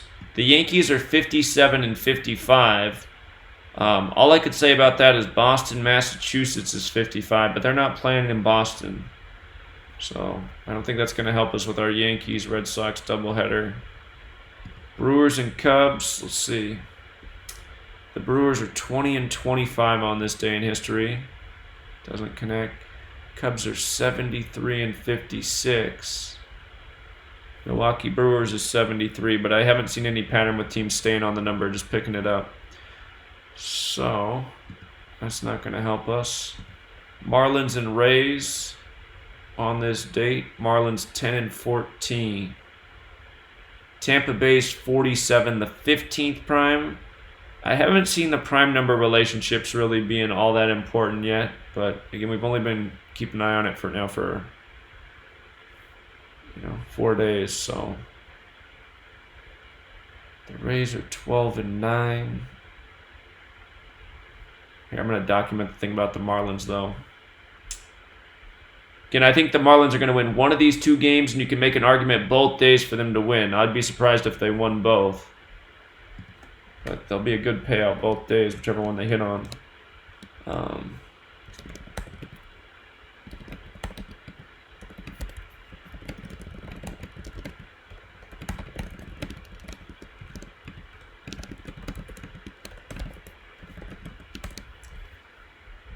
Okay. White Sox and Phillies. So the White Sox are 52-57. Pennsylvania's 53, but again, the connections we've seen have connected to the city or the team nickname. Phillies are 48-71. Those numbers don't go either. Mets and Pirates. That's 20-33. The Mets could get their 34th loss on this day in history. Pirates is 34. So that's actually concerning. The Mets don't have a 69 connection, do they?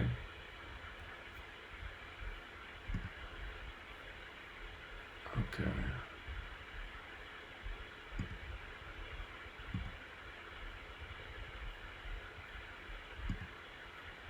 All right, Mets could get their 34th loss. Stroman's making his debut with the Mets.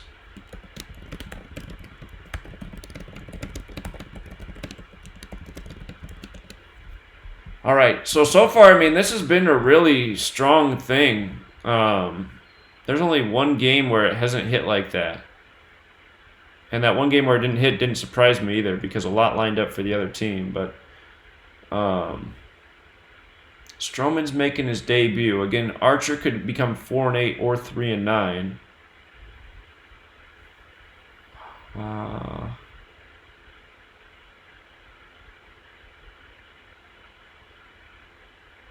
Well,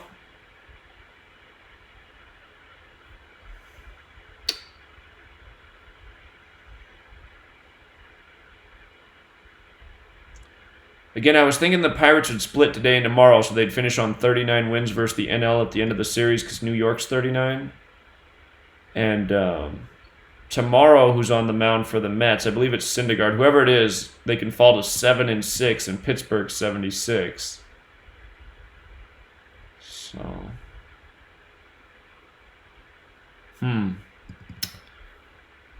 it's too bad that.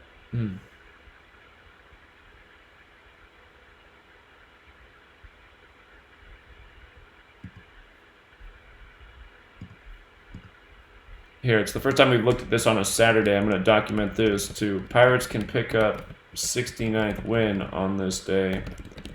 Saturn's also 69. Can we just start looking at this? So, got to look for other things that could possibly be as well. But this one right here, the teams, so far, that's really been coming through. Still got to watch it more, just in case we just...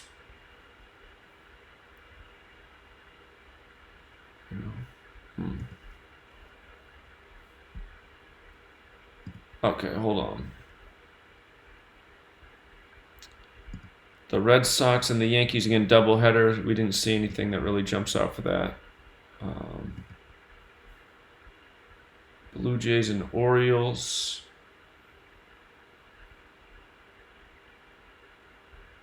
I don't see anything for either of them. Mariners and Astros. 24-15. Okay, nothing for that game.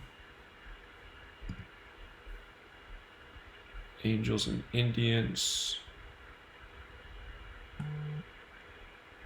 Cleveland could get their 55th win on this day. Los Angeles is 55.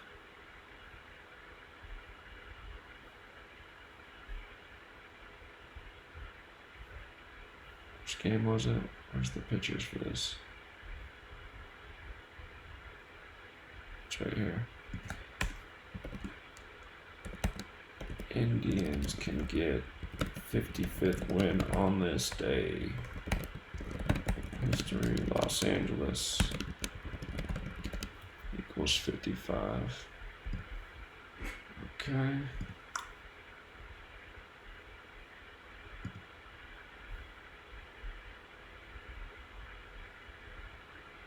Royals 25-20.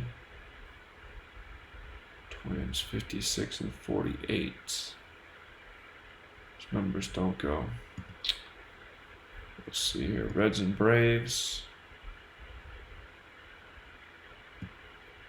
The Reds could get their 69th loss on this day in history. Atlanta's 69.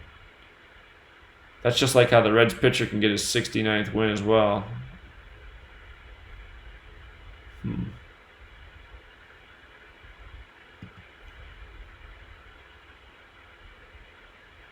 If I keep seeing that these games hit at the ratio they have so far, we've only watched for so many days, but so far it's about a ratio of about 80%. I mean, if these games all go this way this day, I think this is the new way to just pick games. Just scan this and just see where the gematria hits either with the city or the nickname. If these games go this way this day, I mean, we've still only been observing for a short period of time, but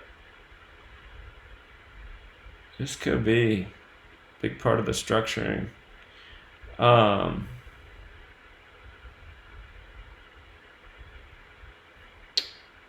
right, where'd the Reds go? So Bauer was going for his 69th win. Atlanta's 69, but now we see the Reds can get their 69th loss on this day in history.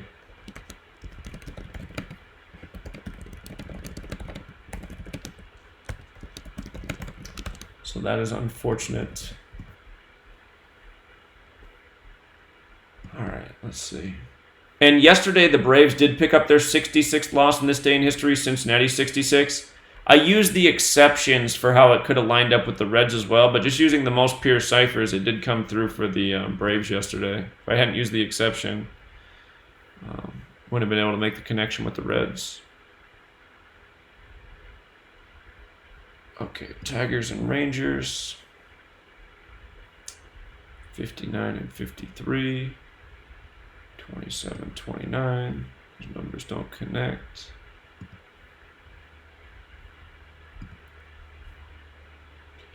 Giants and Rockies.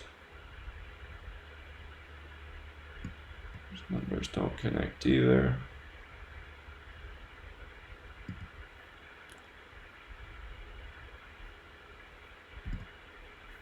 Nationals D-backs. 26-20. 15-8.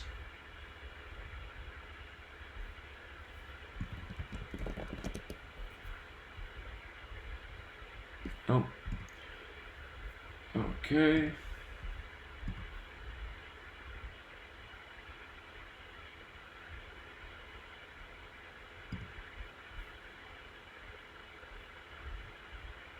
On this date, 66-59. Oakland Athletics is 277, the 59th prime, but again, I haven't seen staying on numbers be any type of pattern. A's are 55-55.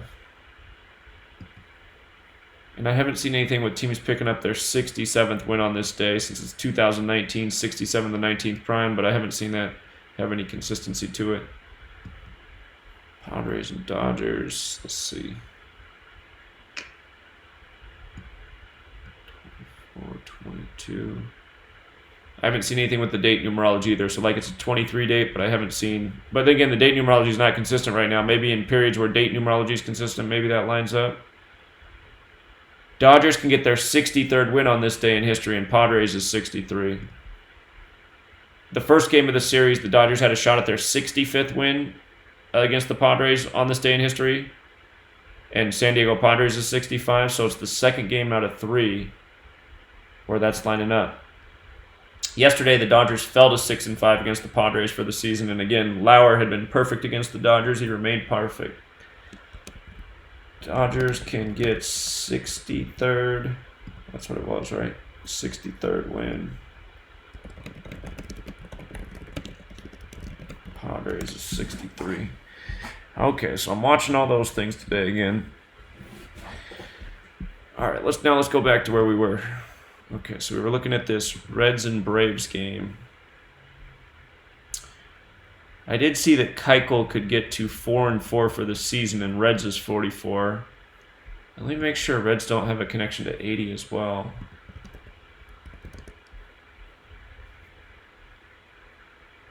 $79. He comes in with 79 wins. Yeah, Keuchel has 79 wins to face the Reds.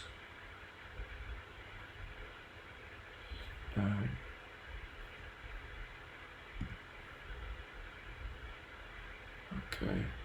Georgia's 44 as well. I guess I should consider that. Might have been pitching in Georgia. Okay.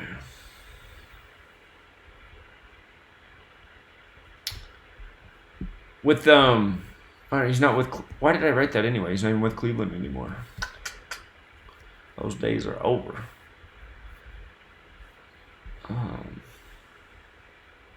So again, Bauer could get his 69th win. Atlanta's 69. That's one thing. Keuchel can improve to 4-4. Reds is 44. So is Georgia. It's Bauer's 199th day of his age, the 46th prime. Reds is 46. He's making his Reds debut on a perfect day.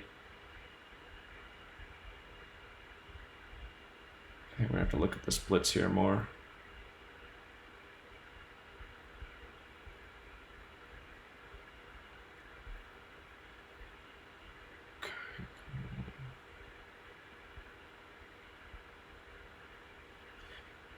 All right, we'll look at the splits here in just a second. If the Braves do win today, they'd be 3-3 versus the Reds. And the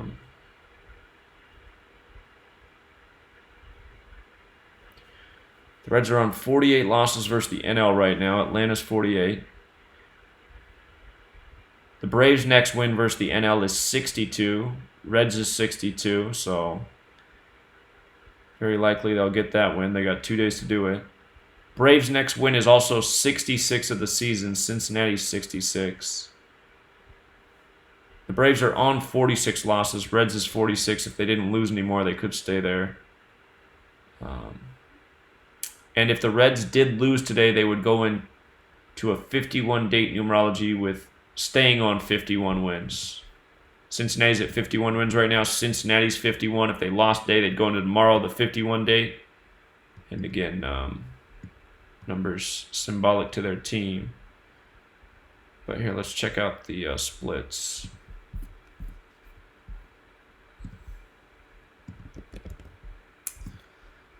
Trevor Bauer. Braves. It's 1-0 versus the Braves.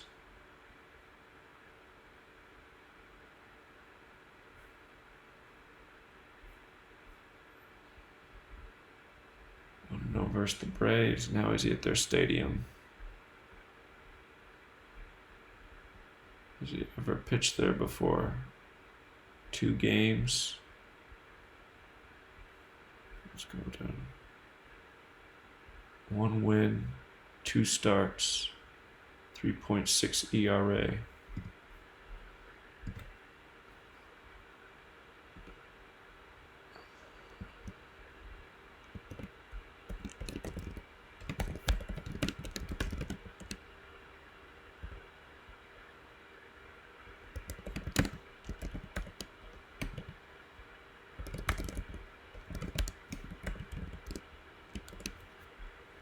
Alright, so not bad. And Keuchel versus the Reds.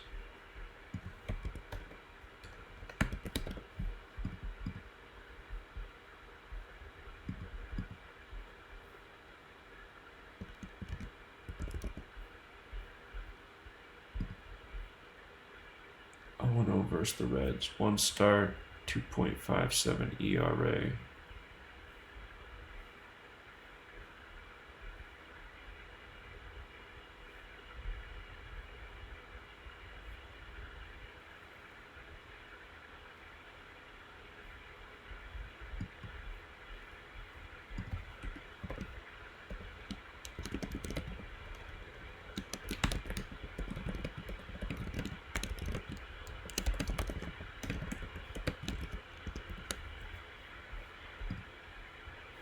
He's 1-1 at home too.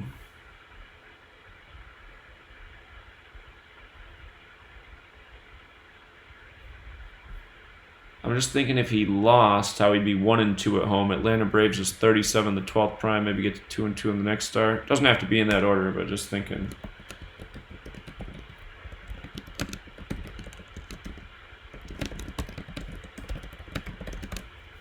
All right. Yeah, this day in history thing's been really consistent, so that's hard to go against. Again, Keuchel's record can make sense with a W. Here, let's look at who these guys pitch against next. That's the other thing I forgot to do. Bauer is 9-8 on the season.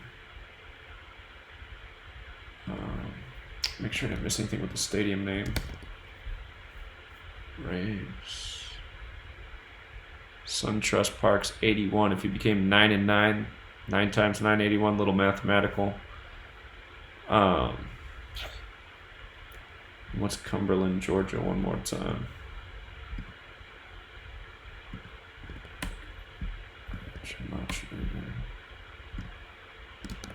Cumberland, PA, Georgia. I don't see anything with that. Let me read the blurb real quick, and then we'll check out who they pitch against next. Bauer makes his Reds debut in an ace versus ace showdown with Keuchel.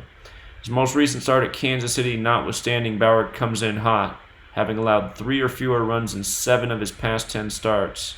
He beat Atlanta on April 20th.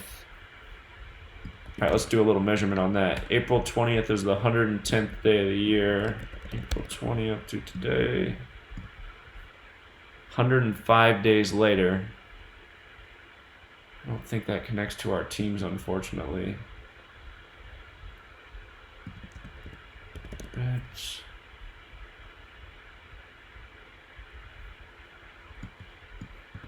Braves. Yeah, let me see what his gematria is. So 105 days ago, or a span of 106.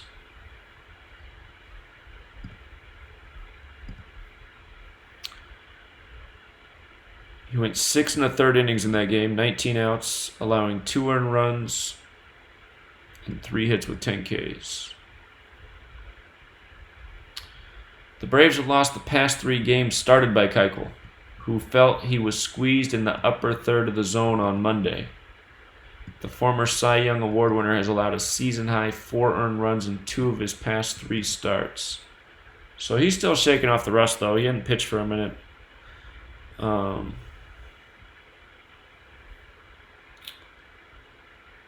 right, we got to see who they pitch against next.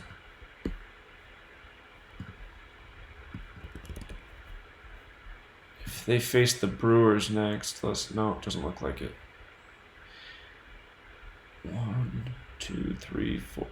Oh, but he is going to play at Wrigley next. Okay, so Bauer, if he lost, he would be 9-9. That game was at Wrigley, right? Oh, no. Never mind. It's at home, so it's not quite the same.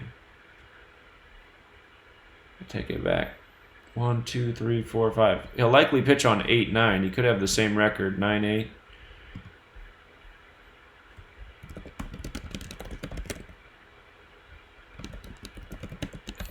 He could get his 9th loss against the Cubs.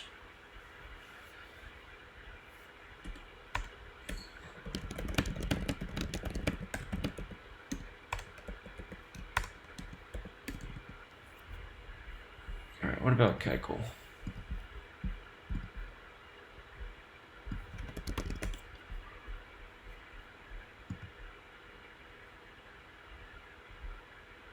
One, 2, 3, 4, 5. Marlins.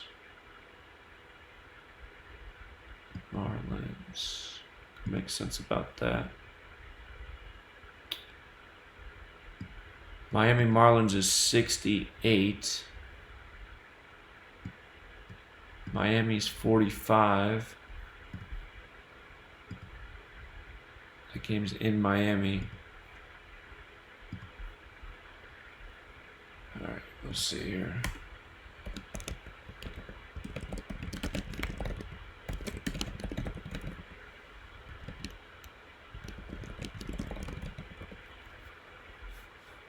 But yeah, that's not going to give us anything super clear either. It's not like we can have a perfect record against the opponent. All right.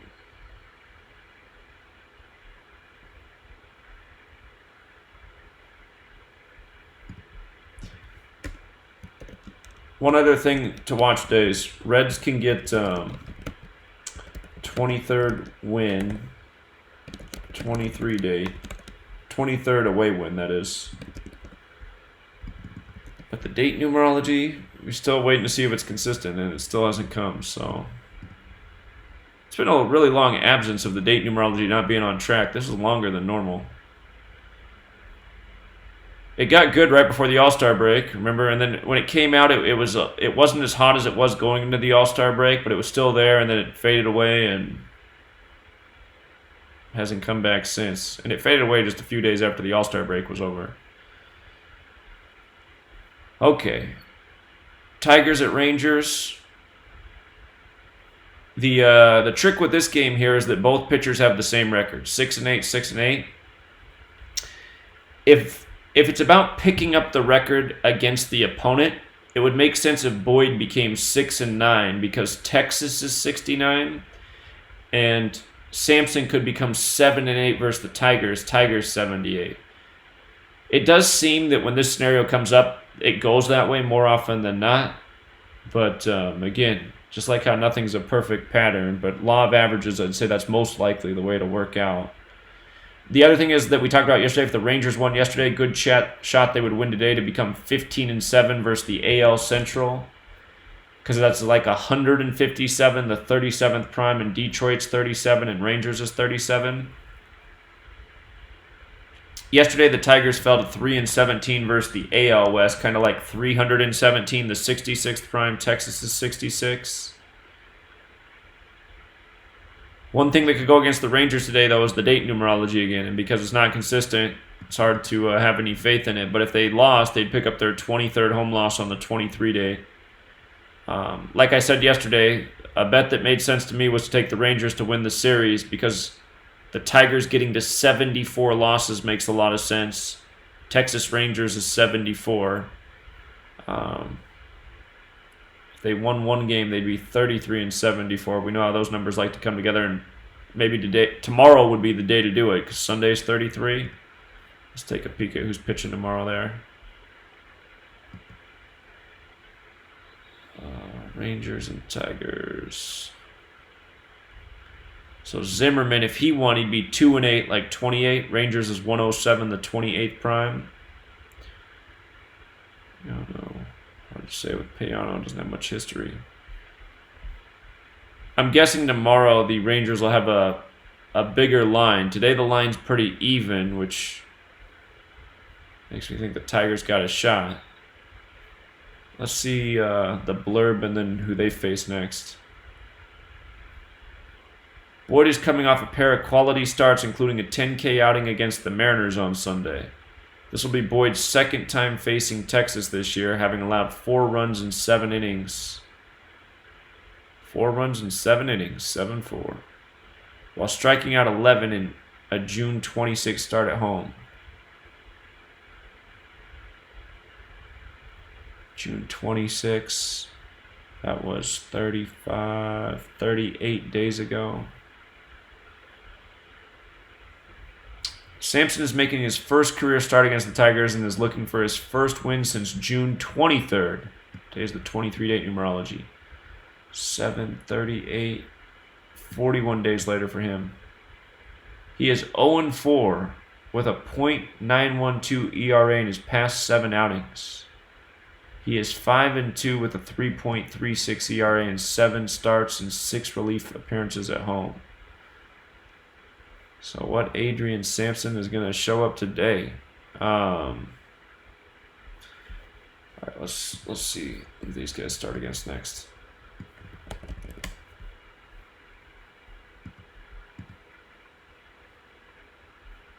Tomorrow, 1, 2, 3, 5. Gonna face the White Sox next. And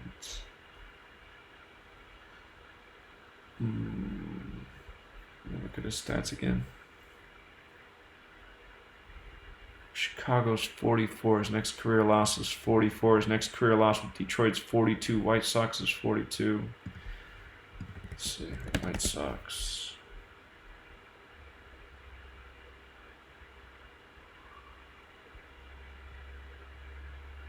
Well, you can make an argument either way for that. Very likely he's 7-9 after he faces the White Sox, because Detroit Tigers and Chicago White Sox are both 79.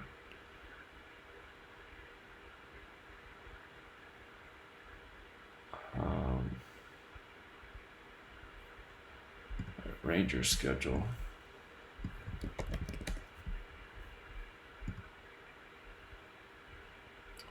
1, 2, 3, 4, 5. Brewers. Brewers.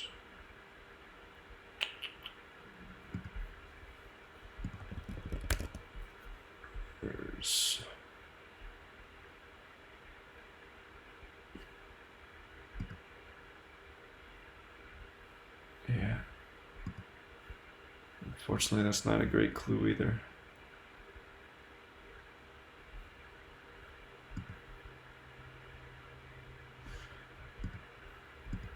Okay. Yeah, you can make an argument either way with the pitchers in this one. But if the Rangers do pull it out again, they'd be 15-7 versus the AL West. And 157 is the 37th prime Detroit, 37 Rangers, 37. Just like how the Tigers, by losing yesterday, became 3-17 versus the AL West, like 317, the 66th prime, and Texas is 66. But I do, even though the date numerology is not on, I just always hate when it's there that it could hit. Because, I mean, it still does come through, but it's just, when it's not consistent, you can't bank on it.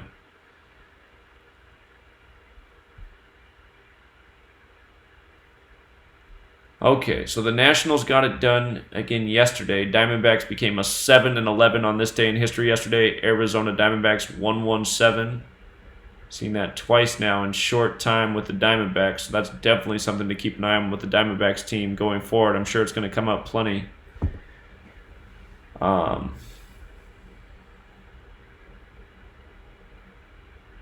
So Strasburg's on the mound. 108-56, 14-4 on the season.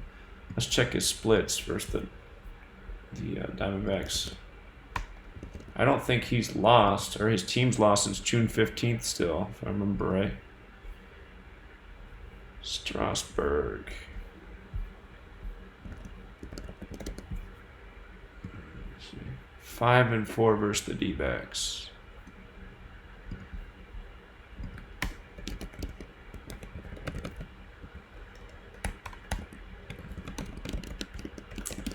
What about in Arizona?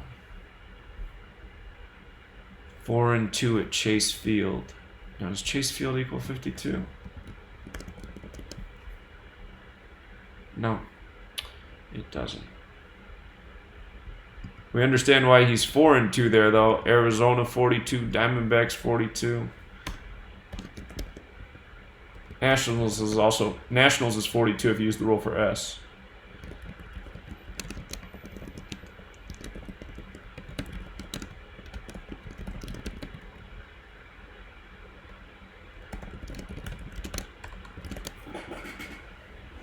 Okay. So Ray was supposed to start yesterday, and they swapped him out for today's game. And I'm going to go back and see who they ended up swapping in there.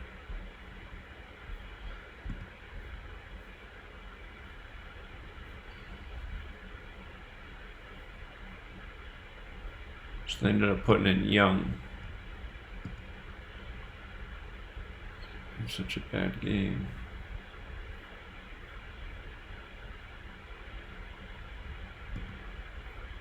Okay.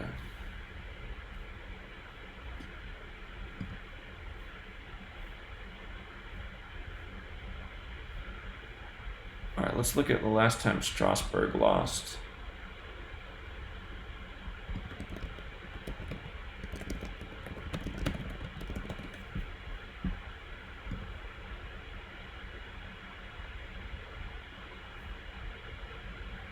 Yeah, his team has not lost since June 15th.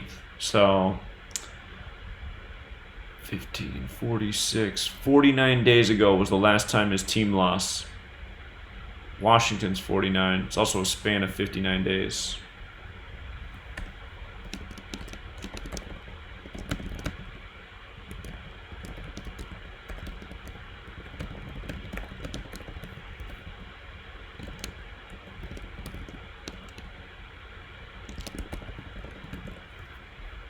Okay. Today has the 50-date numerology. The Diamondbacks have 50 losses versus the NL. The Nationals have 50 wins. Again, Washington equals 49 and 50. Tomorrow we'll have the 50-date numerology. If Ray got the win today and kept both teams on the respective 50s, Ray would become 10-7 on the year. And Washington Nationals is 107. So maybe today's a good day for Strasburg's streak to end.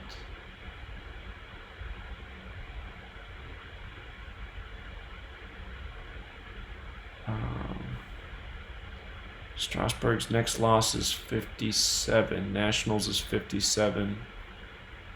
But this is the thing that really jumps out about the pitchers. It's just that Ray could become 10-7. The manager of the Diamondbacks' next loss is 57. Nationals is 57. It looks like that's coming. Doesn't have to come today. It could come tomorrow as well.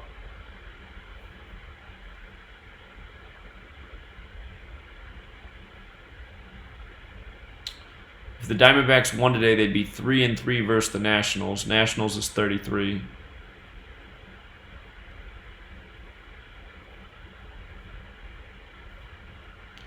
Let's look at who these guys face next. Well, actually, let's read the blurb and then look. Okay. Strasburg has won 7 consecutive starts. You know what? Washington's 49 has a square root of 7. And 49 days ago is the last time his team lost when he was on the mound. Who was that game against anyway? Oh, that was Arizona too. Almost overlooked that.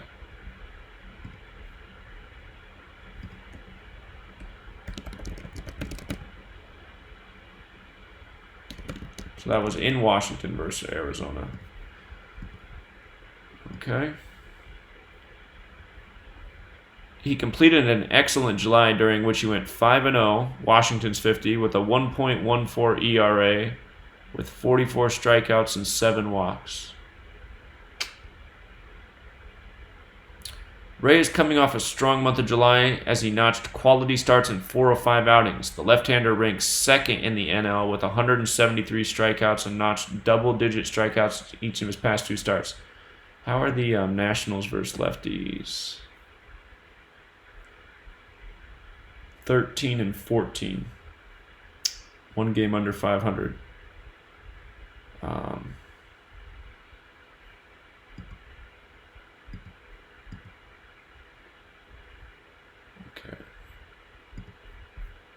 Did we get Strasburg splits versus Arizona? We did, didn't we?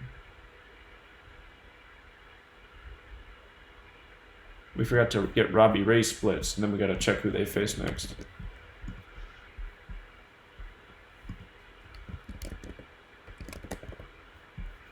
Washington Nationals. Wow, 0-5 versus the Nationals, huh? I think we talked about this yesterday, actually. It's 0-5 versus Nationals. Of course we did, because he was supposed to start.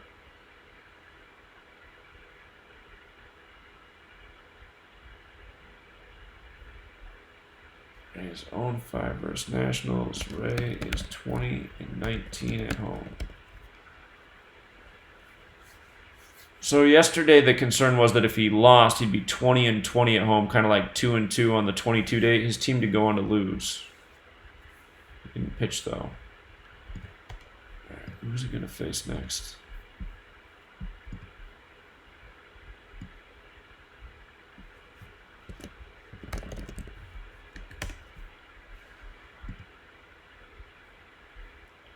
One, two, three, four, five. Strasburg will face the Mets next. How many wins is he at? 109. Can't get to 111. He could get his well, could also go in with 57 losses, huh? Strasburg faces Mets next. Mets equals 57. Nationals equals 57. Dang.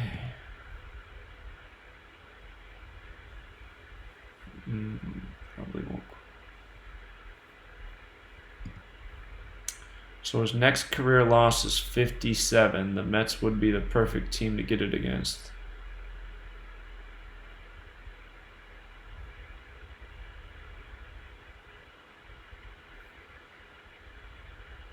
He could go in there and stay on it as well. That game's going to be in New York. That's tricky. I'll be Ray. What's up with him? Back schedule. One, two, three, four, five. Dodgers.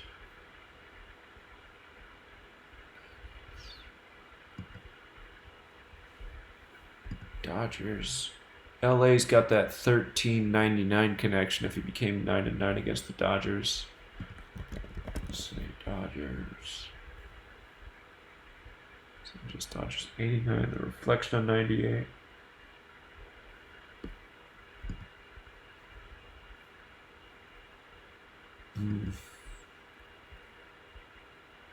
Well, if he won his next two starts, he could also become 11-7, and Dodgers is 117.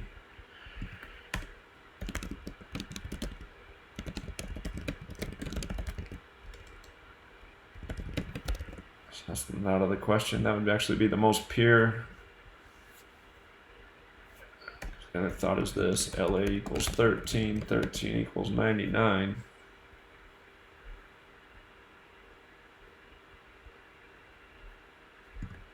DC equals 47, 15th prime if he got his first win, 1-5.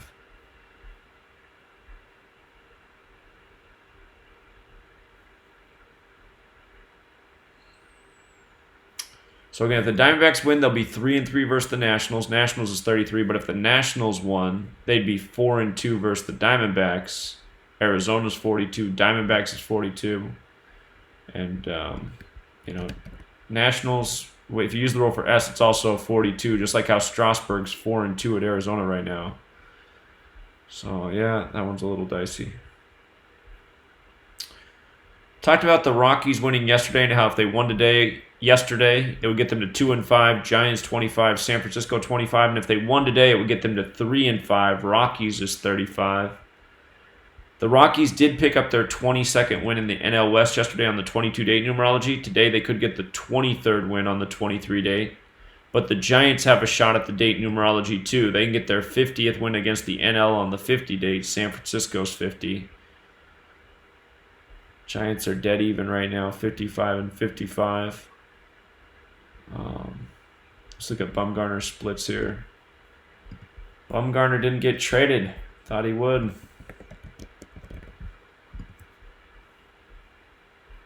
The lifelong Giant. Probably just play his whole career there then. Maybe next year. Yes. Let's see. 16-8 versus the Rockies. Going to be the 34th start.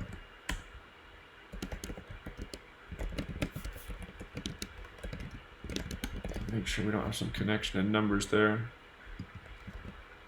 Whoops.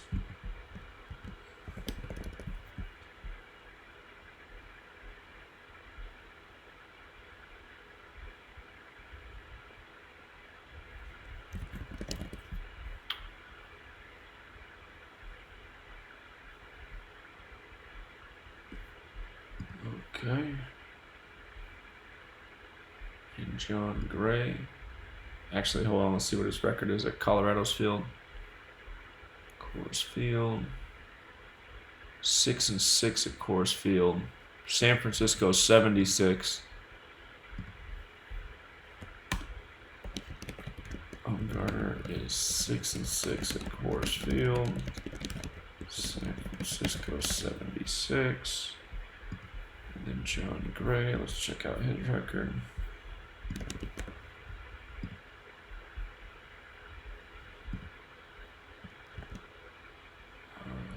Giants. He's 1-4 versus the Giants. If he could split his next two, he could get to 2-5.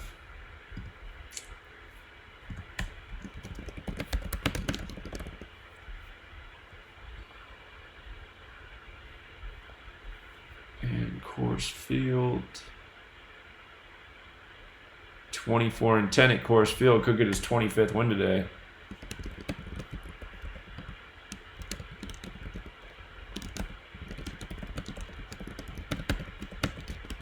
So perfect team to get that 25th win against, and then they would get to 3-5 for the season. Rockies is 35.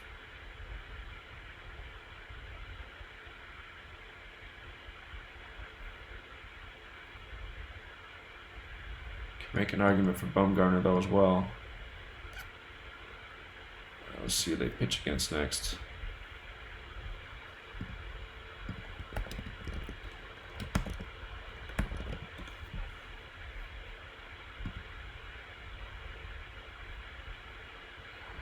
Two, three, four, five.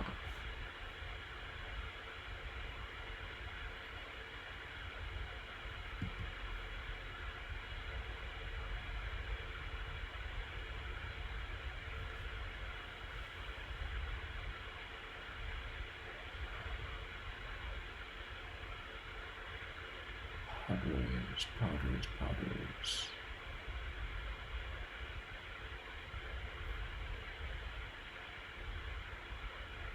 So San Diego's 43. His next win is 43. And I'm not sure that they have any other connection. Padres.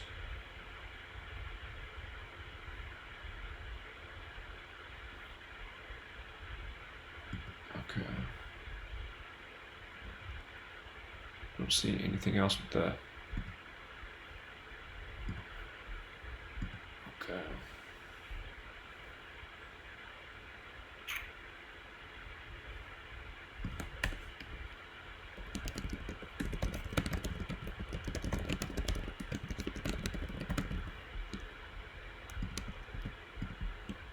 Could go in with the 43 as well. Colorado's also 43. Okay.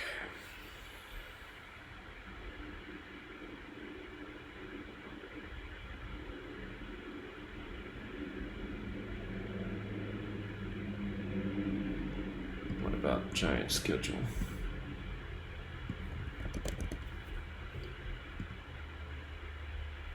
One, two, three, four, five. Philadelphia. So Bumgarner against the Phillies. Could make sense with that.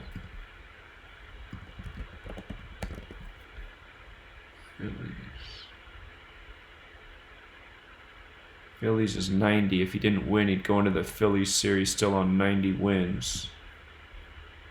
Or no. 90 losses, actually, if he didn't lose.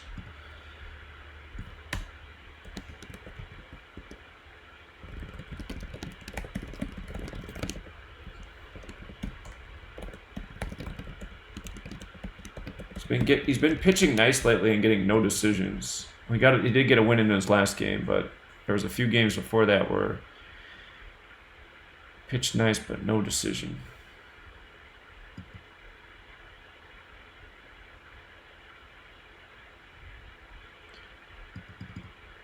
It's the perfect opponent to get the 25th win against. It was the 25 that played yesterday. It's the 25 that plays a lot with the Giants. It's just, again, that the Giants could get that 50th win versus the NL on the 50-date numerology. So, Bumgarner could stay on 90. Still think the Rockies' riddle's a little bit better there. Bumgarner's other thing, though, was becoming 7-6 at Coors Field. San Francisco 76. Could also just have a no decision. So, there's been some better games we've looked at. This Cardinals-A's game, what jumps out right away is Hudson can become 11-5. St. Louis, the only city that sums to 115 with the alphabetic order, year of the 115th World Series. So that jumps right away. Hudson with the win would be 11-5. Remember, the A's beat the Cardinals twice earlier this year in St. Louis. So maybe the Cardinals can return the favor here. The Cardinals' next win is 59. That matters because that connects to the Athletics. Oakland Athletics equals 277, the 59th prime. We just saw the A's get their 59th win of the season on July 27th, 27/7. And if the Athletics did lose both games, they'd get to 25 losses. St. Louis is 25. So, Hudson getting the W makes some sense. Let's see. It's 322 days after Hudson's birthday. It's Fear's 50th day of his age. He wears the number 50. He had that first no-hitter of the year.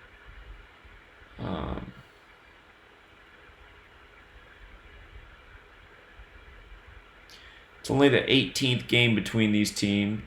The A's are 8-9 versus the Cardinals, 3-3 at home. St. Louis is 43, but Athletics is 34 and 43. If the A's drop both games, they would be 25 in home losses. They would be 2-2 for the year as well. Oakland is 22. It's also 31 though. I am thinking the Cardinals will win at least one in this series. Let's look at, again, well, let's read the little blurb. Oh, we forgot the blurb for the Giants-Rockies game. Bumgarner has posted a 2.51 ERA with 47 strikeouts over 43 innings in his last 7 starts for the Giants, who opted to hold on to their longtime ace at the trade deadline. He is 16-8 with a 3.07 ERA and 33 career starts against the Rockies. Giants is 34. It's his 34th start. Gray's last home start was a gem. 1 run in 8 innings against the vaunted Dodgers. And again, he has a chance to get to wait a minute. Wait a minute.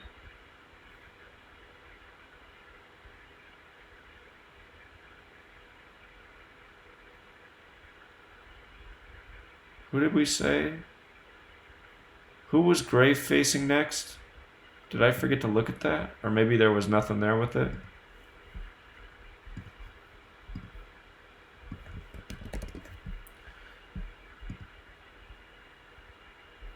One, 2, 3, 4, 5. Oh, San Diego. I did jot that down. That his next career win's 43.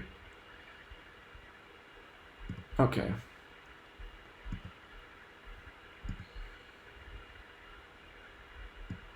So that was the best start of his career last game against the Dodgers. And if I remember right, the Rockies had a nice riddle for that game against the Dodgers. Okay.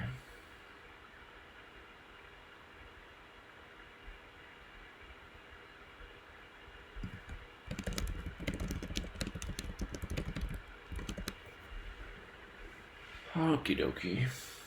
All right. And then for this Cardinals A's game, Hudson struggled in his start last weekend against the Astros. Well, a lot of people do against the Astros, allowing 3 home runs for the 3rd time this season. Hudson has a 4.63 ERA in his last 7 games, allowing 18 earned runs in 35 innings. But he had a 5-2 record in that span, so he got a lot of run support. Fears is on a remarkable run of 17 consecutive starts in which he's allowed 3 earned runs or fewer. Since April 26th, his 2.46 ERA is second only in the American League to the Astros' Garrett Cole. Fears is 3-2 with a 1.45 ERA in 9 career games. Did we? I guess we didn't do the splits yet. Here, we can jot that down here. Fears is 3-2.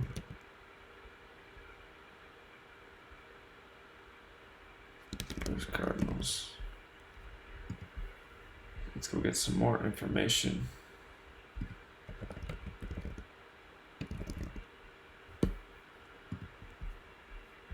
Let's see what he is at home.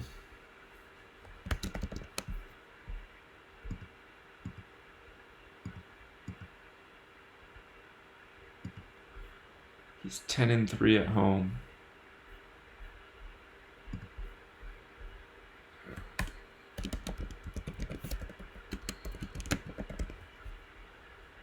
And Hudson.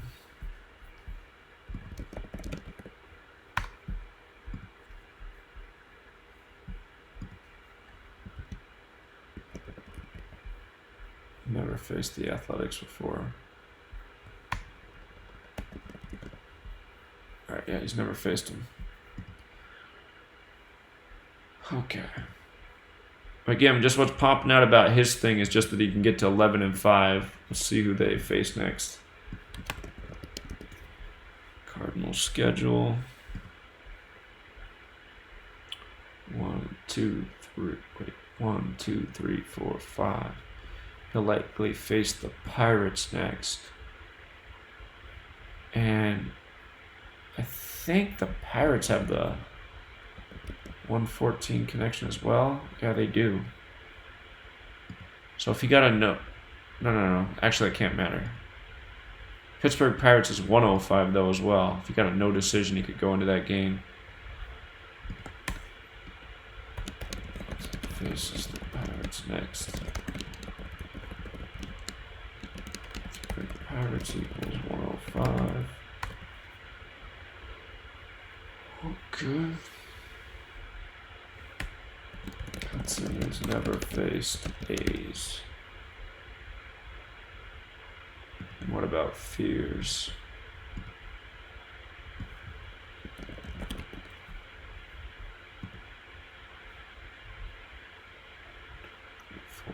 Who he faces the White Sox next. White Sox is 93. And both of them will get a no decision.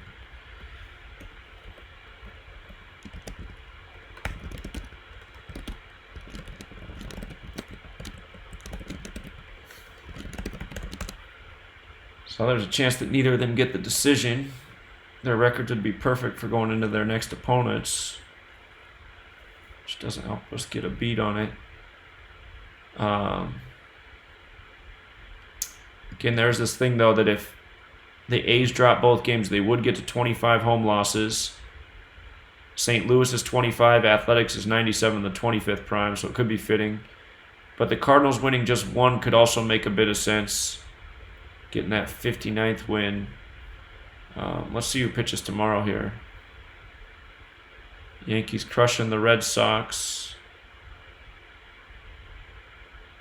Maybe they will get to 42 wins on Tom Brady's 42nd birthday. Okay, let's see here.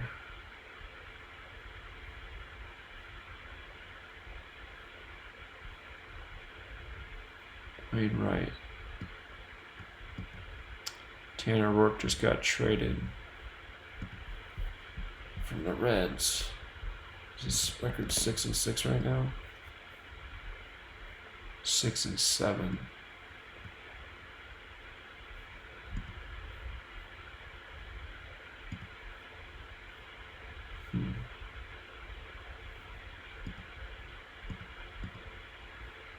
Adam Wainwright.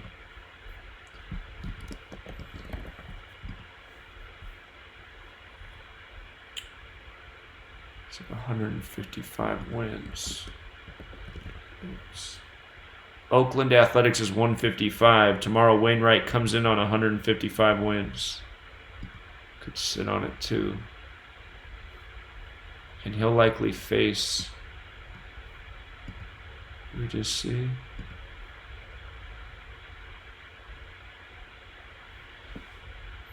This is the Pirates next.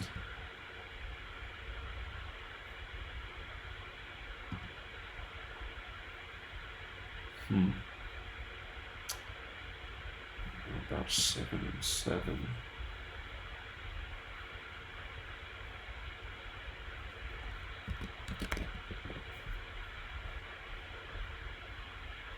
Whew.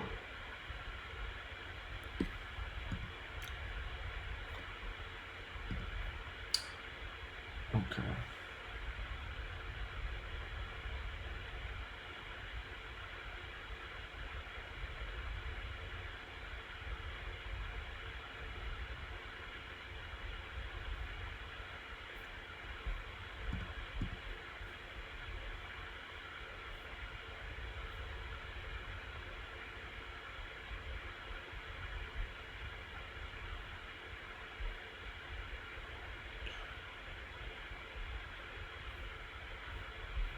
All right, then this last game with the Padres and Dodgers, I'm going to stick with the assumption that the Dodgers win 3 out of 4 to get to 74 wins and 43 home wins because San Diego's 74 and 43. If Quantrill lost today, he'd be 4-3. San Diego's 43. Buehler, if he won, he'd be 19-7, a bit like 197, the 45th prime. Dodgers is 45. I guess if I just want to play devil's advocate, Saturn equals 93. It's Saturday if Buehler lost, but I don't think so. I don't think so. Dodgers can get that 42nd home win. Saturn's 42 as well.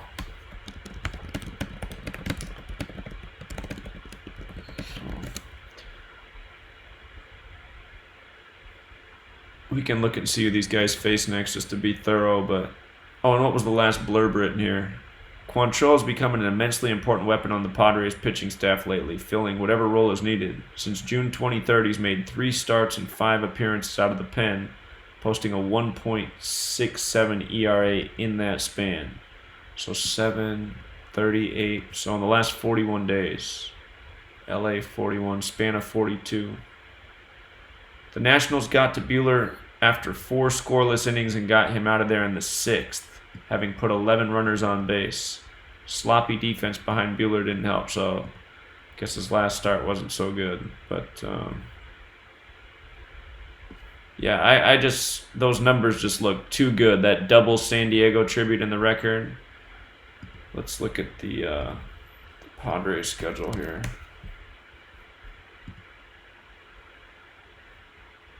Today, tomorrow, 1, 2. Wait, what am I on? I'm on the, oh no, that is right. They play, so they'll play the Rockies next. So he'd have a 4-3 record to face Colorado as well. Colorado's 43, so that makes sense. And Dodgers schedule.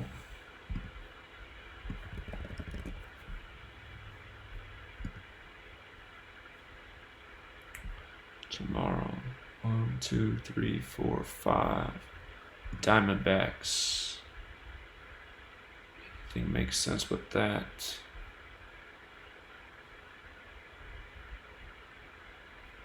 No, Arizona's 93.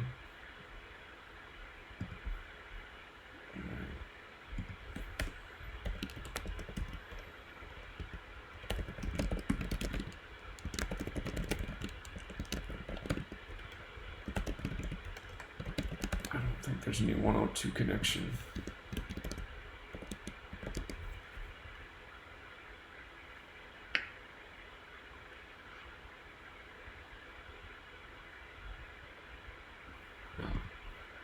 Who pitches tomorrow for these guys?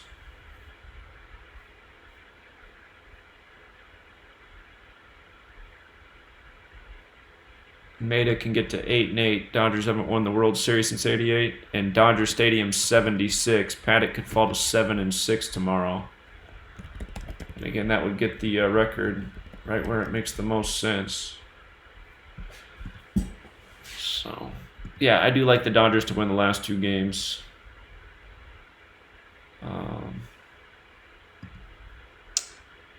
So again, to review, the Red Sox and the Yankees, this first game was a little bit dicey because sales record, you could make sense of both ways. It did seem like sales record might make a bit more sense with a win, but there was still the narrative going both ways. If the Yankees did lose this first game, they would have become 8-5 versus the Red Sox. Boston's 85, Red Sox 85. They could still lose. I mean, there's a lot of game left. Baseball's been crazy this year. But what we talked about is how it's Tom Brady's birthday, and birthday equals 42, and Tom Brady turned 42 years old today. And if the Yankees won both, they'd get to 42 wins. Could be some sort of, Boston-related sports joke. So, again, it's been a year of Boston sports. The Yankees do look good to win Game 2, as I talked about earlier. That game seemed to have the more clear read because it lines up on both sides for the pitchers for the Yankees to win Game 2. So I'd assume if the Yankees do take Game 1, that 42nd home win, that probably is some tribute to Tom Brady turning 42 today. You know what else? If the Yankees won both at home, they'd be 7-1 at home. Boston Red Sox is 53, but if you use the rule for S, Boston Red Sox is also 71. So make a note about that. If Yankees win both at home, they'll be 7-1. Red Sox equals 53 and 71.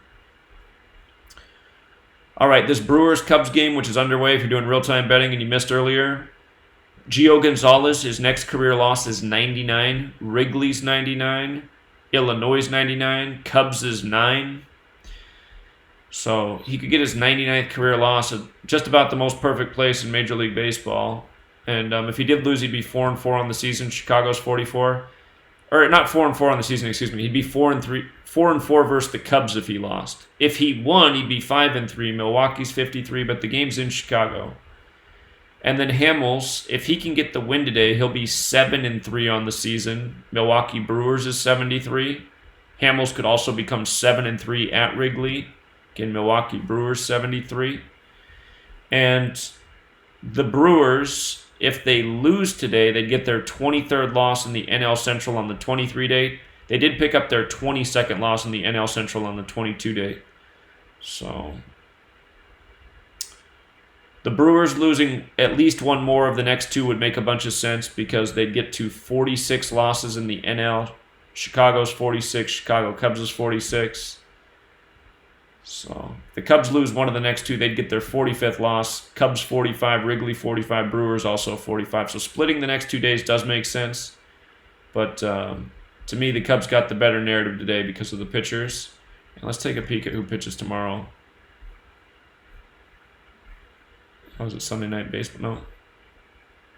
Darvish has a chance to become 4-5 tomorrow. Brewers 45, Cubs 45, Wrigley 45. Brewers is also 36. One other thing to consider.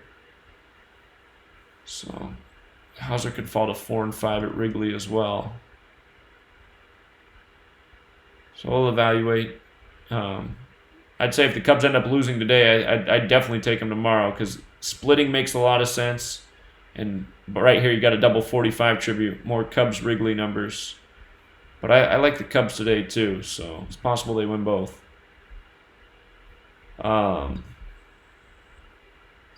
We talked about how he last pitched 36 days ago. Did I make a note about that? Or a span of 37? Brewers is 36, and with a span of 37, Milwaukee's 37, Chicago's 37. So he's making his return against the right opponent. I guess that doesn't really help us tell who will win. This Marlins and Rays series, 2-game series. I think the Marlins will take one of these 2 games. And it's hard to say because if you look at the pitcher tomorrow, it makes sense if the Marlins win. Tomorrow's Rays pitcher, if he lost, he'd fall to 8-6. Marlins is 86. But today, the Rays pitcher could also make sense with a loss. Castillo, he's 5-8 for his career. If he lost, he'd be 5-9 and 1-7 for the season. 59 is the 17th prime. Miami Marlins is 59. But if you use the roll for S, Marlins is also 68. So you can make an argument either way, but that 59 is a little bit more pure. I guess there's a chance the Marlins could win both, but doesn't seem very likely. If the Marlins win one, they get to 43 wins, Tampa Bay Rays 43. If the Rays lose one, they get to 49 losses, Marlins 49. So that's another reason to believe they split. Marlins will be a nice payout both days, so a strategy could be to take them today. If they lose today, take them tomorrow as well. Don't want to miss out on the win. But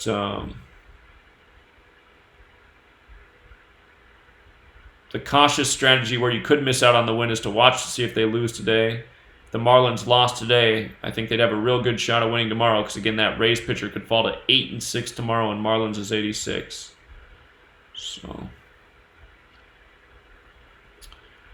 the White Sox and Phillies game, the Phillies, the line has grown since this morning, meaning the money's pouring in on the Phillies. That's because they got their ace on the mound against the not-so-good White Sox. If there's games that you're mixing up parlay cards today, I'd do a small one with the White Sox as an upset. Again, it's unlikely when the line's in this range, but there's still a narrative there. If Detweiler won, he'd get his 25th career win. Philadelphia's 97, the 25th prime. He could also improve to 4-5 versus the Phillies. Phillies is 45 in both reduction ciphers. The riddle that could go against him is becoming 2-5 at Philadelphia. So that could go against him. And Nola, if he lost, he'd be 9-3. White Sox is 93. So again, lines like this, they don't come through a lot for underdogs, but they have come through more than they were prior to the All-Star break. So if the White Sox do lose today, they will be 5-11 versus the National League, like 5-11. Saturn's 5-11. It looks like Chris Sale's on his way to being 5-11 for the season. And again, Saturn 5-11. Today's Saturday, so Phillies, if they win, obviously won't be a surprise. They're a monster favorite, but there is a narrative there for an upset. And I was starting to feel good about. I was liking these teams to split here. The Mets and the Pirates split today and tomorrow, so that the Pirates can get to 39 wins versus the National League because New York's 39, and we saw that tomorrow, I believe it's Syndergaard's on the mound tomorrow, and if he lost, he would be 7-6, and Pittsburgh's 76. So if he's going to lose tomorrow, my assumption was starting to be like, well, then that probably means the Mets would take it today in Marcus Stroman's debut. Notice Stroman's on 47 wins, though, and Pirates is 47. Anyway, what tripped me up about that assumption was seeing this. The Mets could get their 34th loss all time on this day in history, and Pirates equals 34. And even though we just started tracking this, it's hit in every single game except for one. And again, we don't have a long track record with it, but it's already like at a percentage of about 80%. So again, I wish we'd been paying attention to this all season. If Denham, if you're out there and you can call in, man, I mean, you're the one who tipped us off about this one. If you know how well this is tracked all year since you've been paying attention to it, I wish you would have let us know sooner, but better late than never. Maybe we could have a little bit more confidence in this today, but again, this is something I'm going to be paying attention to for the rest of the season, this day in history thing, because it could be the way to just do a quick scan of the baseball games each day and pull out some low-hanging fruit. I mean, if this thing continues to hit at a ratio of 80%, that is not a bad way to go. So notice Archer, though, today could become 3-9, that big New York number. At the same time, he could be 4-8, another New York number. If he did lose today, he'd be 4-7 at home as well, and Pirates is 47. So might just play it safe and wait for tomorrow's game because of this thing right here. But remember, if Pirates do win and the Mets get that 34th loss today, Pirates 34, this thing is just building up a resume. So it's Saturday. The Orioles tend to play well on Saturday. And In yesterday's game, it was 97 days after the Orioles pitcher's birthday, the 25th prime, and he became 2-5 on the season, what we were looking at. Today, the Blue Jays pitcher, he's 25 years old, and it's 97 days after his 25th birthday, the 25th prime, and he can become 2-5. So you got to say, what are the odds of that? So I'm thinking that's looking good for the Orioles, who already play well on Saturday. Notice Bundy came in 5-11 on Saturday. Saturn 5-11. Saturn's also 93 like Orioles. But if Bundy won today, or at least if he didn't lose, he would stay at 23 losses at home. It's a 23-day. Blue Jays is 23. And we also saw that if this Pannone guy lost and became 2-5, he'll likely face the Yankees next. Yankees is 26. It is also 35, but that 26 hits a whole lot more. So if he becomes 2-5, he'll be on his way to 2-6 against the Yankees. And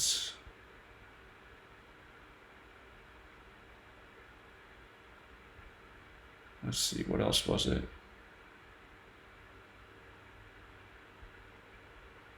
I thought there was something else about this game. The Orioles' next win against the AL East is 17. Toronto Blue Jays 59, the 17th prime. They got 2 games left in this series, and we know they typically play well on Saturday and not on Sunday. The one weekend where they lost on Saturday, they came back and won on Sunday. But I'm thinking Orioles with the same riddle as yesterday in the same series, that 97-25 thing. This second game of the Yankees, if they do win the first game, by winning the second, they can get to 42 wins on the season. It's Tom Brady's 42nd birthday. Boston and Brady might as well be synonymous. Birthday's 42 as well. NYC's 42. But the pitchers in this game, if Johnson loses, he's 7-8. New York's 78. And if Green wins, he's 3-3. And New York's 33. So both pitchers would have a nice New York tribute with the Yankees win. And that makes some sense to me. I saw that this Brian Johnson, today's 239 days after his birthday, the 52nd prime. The Red Sox came in with 52 losses on the day. It's looking like they're going to get their 53rd loss, unless they have a monster comeback here against the Yankees.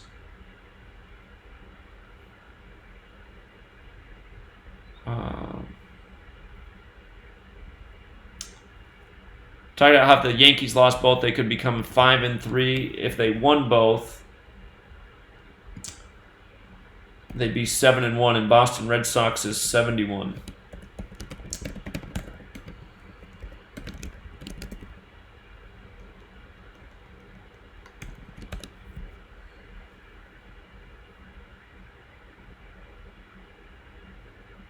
Okay.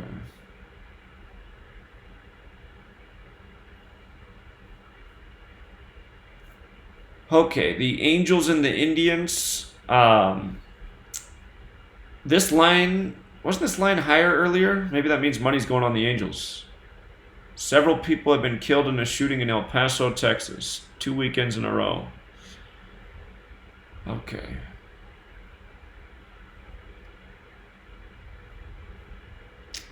So again, Peña's 11-8 with Los Angeles, and remember how symbolic that number is to that city. Los Angeles, California, 118 on the 118th meridian, burned last November 8th. Yesterday, the Angels became 8-11 versus the AL Central, 11-8 in reverse. If he lost today, he'd be 11-9. Indians is 119. He does have the chance at 9-3 as well on Saturday. Didn't I write that down last time? Actually, you know what? Now that I'm... whatever. Saturn has the 119 connection too in Francis Bacon, but I don't normally use that in sports. Let me double check something about the Indians. I always think they have some 84 connection, but I don't think they do. 48. Cleveland's 48. I just saw a headline about Spieth. We were talking about how there's no star. He's the biggest star in this weekend's tournament. It's been so long. It was almost like the field was set up for him to do something. See if he can make a comeback. Oh,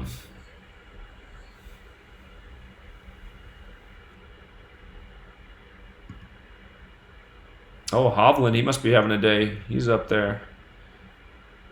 He was one of the favorites looking for something. Okay.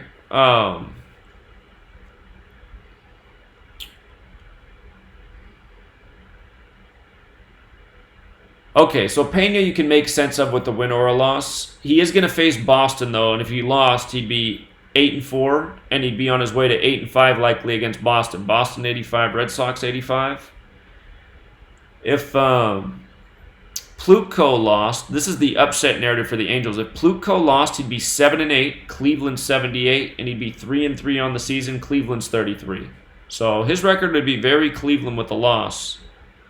And you know what? Let me see how many days it is for Mike Trout's birthday. Anytime Mike Trout has an amazing alignment, it seems like his team wins. Oh, it's almost his birthday. 4 days. 4. It's not going to help. Okay. I do think the Indians will lose one game in this series, though, to get to 46 losses, because LA Angels is 46. So if they didn't lose today, they'd have a shot at that 24th loss tomorrow on the date numerology. But again, the date numerology is not tracking. And let's Cubs up early. That's good. Let's see the pitches tomorrow. There's nothing crucial in that. Okay.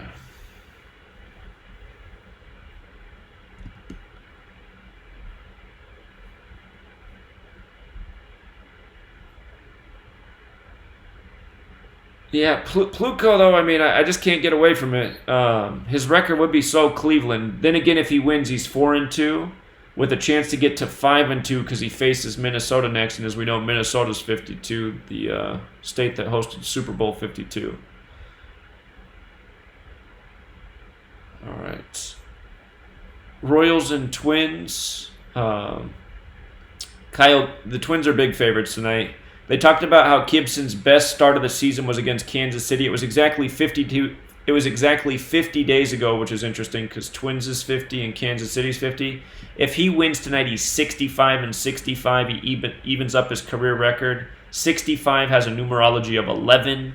He could also get his 11th win of the season, becoming 11-4. In Minneapolis, Minnesota's 114. He'd be the second Twins pitcher to get there this year. So I like that riddle. They're not a good payout, but the numbers are definitely there. So also, it's August 3rd. Date can be written 3/8 or 8/3. The Twins can get to 8-3 versus the Royals. The Royals can become 3-8 versus the Twins. Minnesota's 38. Last night, the Royals pitcher had a chance to become 3-8. His team ended up losing. So the one narrative for the Royals today is for the Twins to become 3-2 at home because Kansas City is 32. But the other Royals narrative is the date numerology. But again, the date numerology has just not been consistent. So can't put too much faith in the date numerology until we see it starting to track. And that still has not happened. So if you are mixing up parlay cards though today, you could put together a long shot, a long shot parlay, a few bucks on a few teams that all have big odds against them but have little riddles. If they come through, that's where $5 can turn into $100+ bucks. But the Royals are one of these teams you could tack on there just because they could get that 23rd win and make the Twins 3-2 at home. And actually, as I say the 3-2 thing, I mentioned Kansas City's 32. Twins is also 32, so there's a shot there. There's a shot. I am liking the Gibson thing, though. That Gibson riddle seems right. Get his career to even. The Mariners and the Astros, Mariners squandered a good riddle yesterday. They were a major underdog, so it was a big risk, but the numbers were there. Today the numbers aren't there as much, but what is interesting is the Astros won 10-2 yesterday, and sometimes the score is a clue for the next day. If the Astros lost today, they would be 10-2 versus the Mariners. So you just got to wonder about that. Again, the Mariners are another one of these teams. If you're putting together that few dollar parlay trying to turn it into the big bucks, Mariners are a team you could tack on there. The Reds and Braves game. The Reds, if they lose today, they'll get their 69th loss on this day in history, and Atlanta equals 69. Yesterday, the Braves picked up their 66th loss in this day in history, Cincinnati 66. So again, that's another one I'm watching today to see if that's the outcome, to see if this thing continues to build the resume of a seemingly strong variable.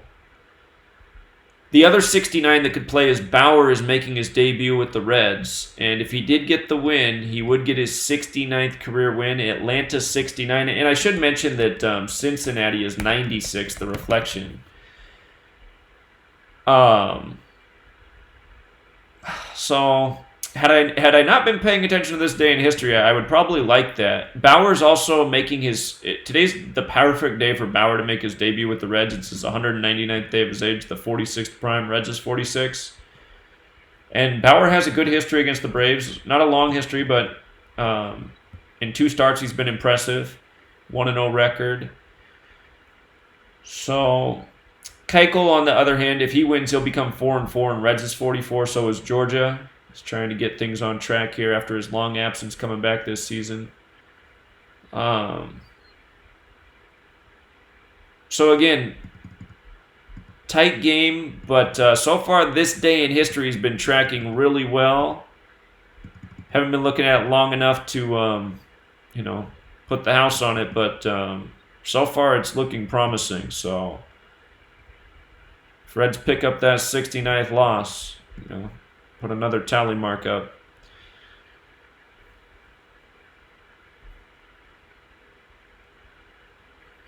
Hold on. I feel like is something missing here?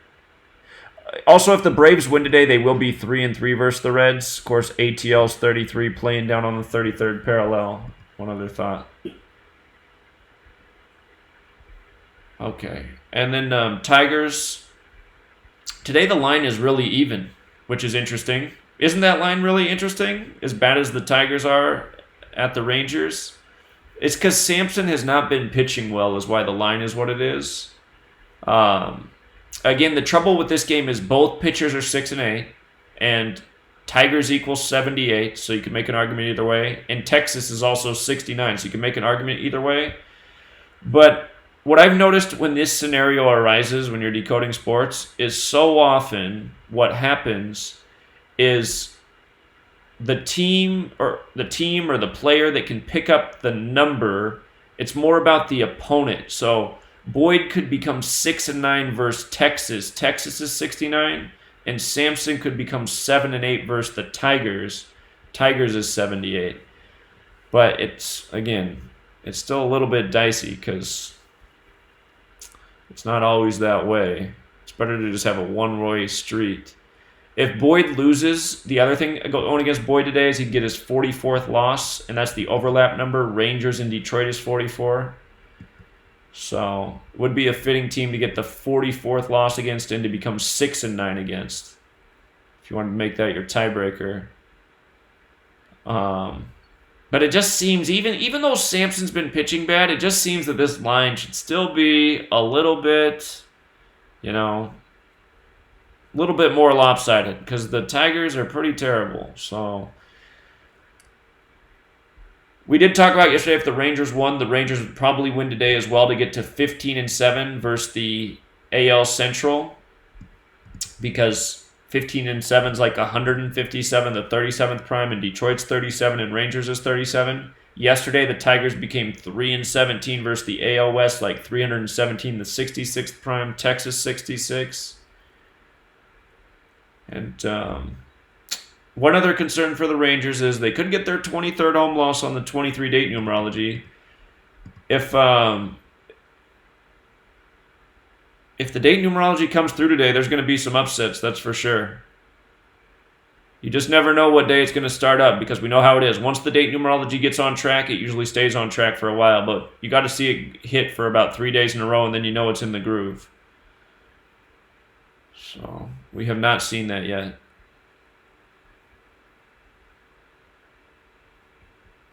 Okay. Strasburg, the last time he lost on the mound or his team lost was 49 days ago. Washington's 49, and that was a game against the Diamondbacks in Washington, D.C. 49 days is getting close to 2 months. So in a way, it feels like he's due for that loss. If Robbie Ray got the win today, he'd be 10-7. Nationals is 107. So it'd be a great team to become 10-7 against.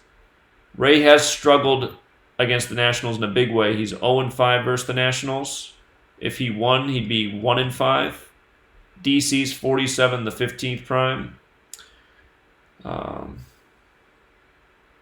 Ray also faces the Dodgers next. So if he won today and became 10-7, he'd have a chance to become 11-7 versus the Dodgers. Dodgers 117. So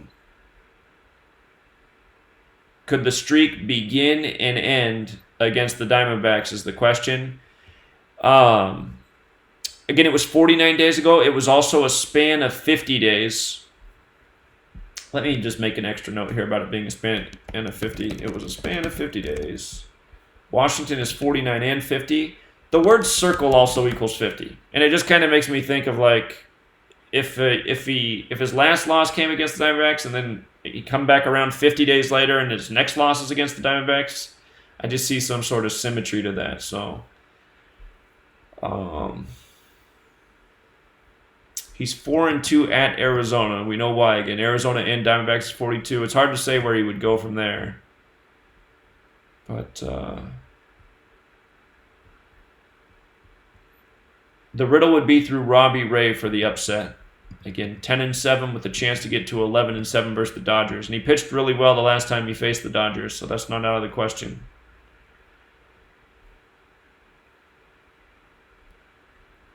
Okay, and Giants and Rockies, Bumgarner back on the mound. He's going to face Philadelphia next. Phillies equals 90, and he's on 90 career losses, something to consider. He's 6-7 for the season.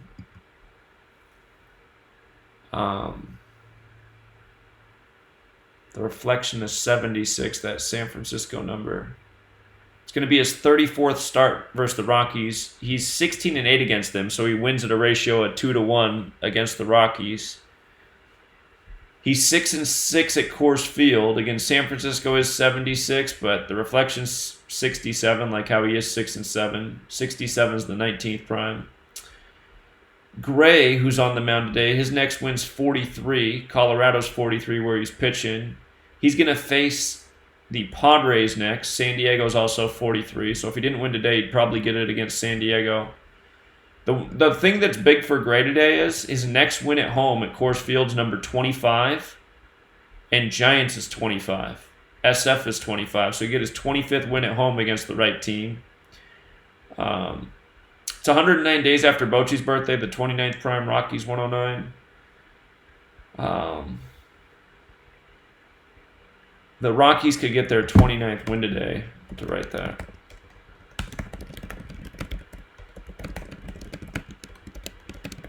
Okay. The other thing is if the Rockies won today, they would be 6-9 versus the Giants, and they would be 3-5 at home. Rockies is 35. The Rockies can also get their 23rd win in the NL West on the 23-date numerology. They did pick up their 22nd win in the NL West yesterday, so reason to believe that the date numerology might be tracking, but we need to see it 2 days in a row. The Giants have a shot at date numerology as well, though. They could get their 50th win versus the NL today on a 50-date. So typically, out of the date numerology methods, it's usually the one that's in the 20 method that's the most consistent, but right now there's no consistency really with any. So the head-to-head record's what makes sense for the Rockies. Gray's 25th win at Coors Field makes sense. Bumgarner, maybe he gets a no decision today, or possibly a win just to go into Philadelphia on 90 losses. That's That's about the best thing going for the Giants, but still, more is pointing to the Rockies, in my opinion, here. And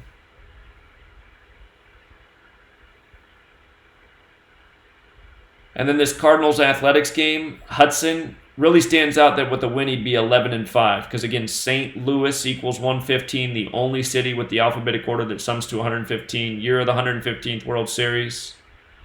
Cardinals have really turned it on lately too because at the beginning of the year I considered them as a World Series contender because of the 115 thing, but they just started so nasty it wasn't looking right.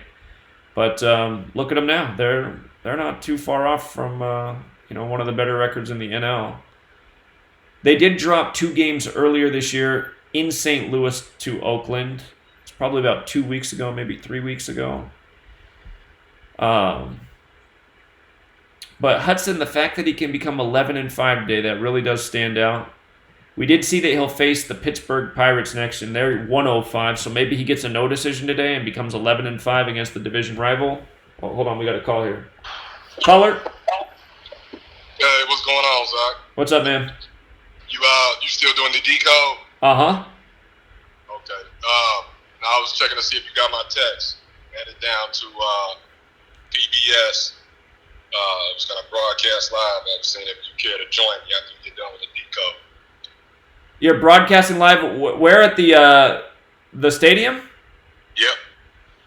How are you doing that? Today is Family Day. It's open to the public. Okay.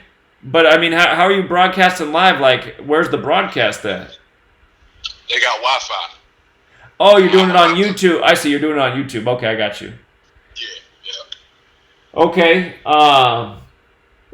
Well, I'll run it by my lady here. She wants to, once I'm done, she wants to go do something. So, if I have the time, I'll do it. Okay, no worries. All right, man. Appreciate it. Thanks. Yep.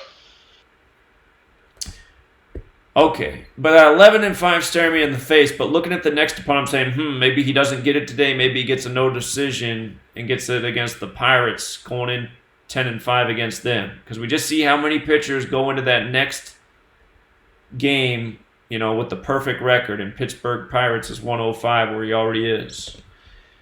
And then Fears, he's 9-3 and he faces the White Sox next. White Sox is 93, so does he get a no decision as well? Very possible.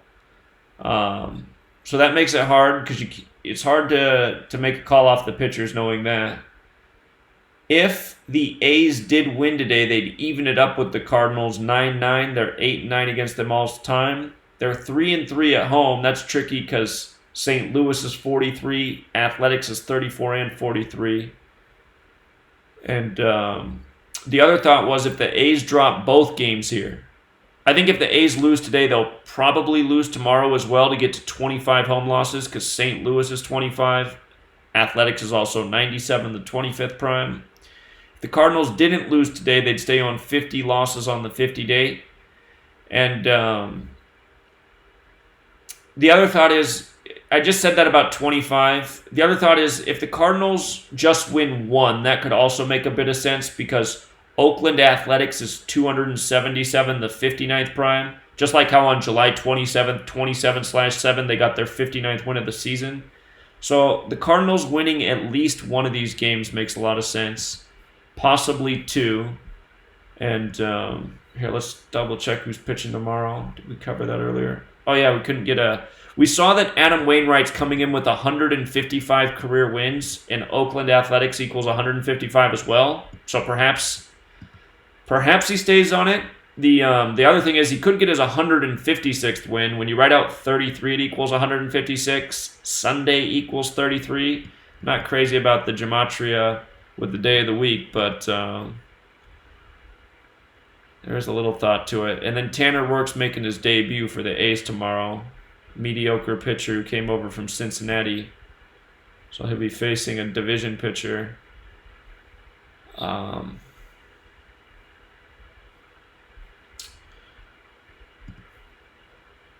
let's see. And then this last game, again, I like the Dodgers to win today and tomorrow. Like I said at the beginning of the series, I like them to win 3 out of 4, get to 74 wins, 43 home wins, because San Diego's 74 and 43.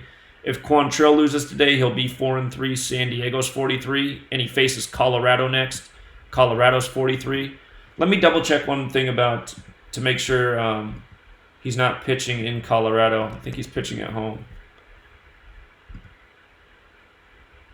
Yeah, so I like that it's at home too because, well, here, let me double check something there as well. Whoops, what did I just hit?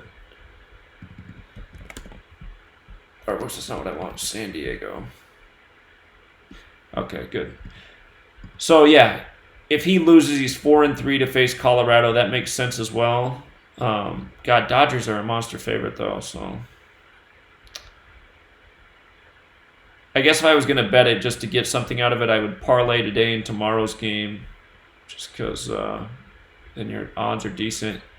Again, Maeda can become 8-8 tomorrow. Dodgers haven't won the World Series since '88. California's 88. You got a California series. And Paddock with a loss tomorrow, 7-6. Dodger Stadium 76. So that might be the strategy with the Dodgers Padres. Parlay today's game and tomorrow's game. And here, just for kicks, while we're on that thought, since we're talking about it, let's just look at the splits for Paddock and Maeda versus the respective teams. Paddock.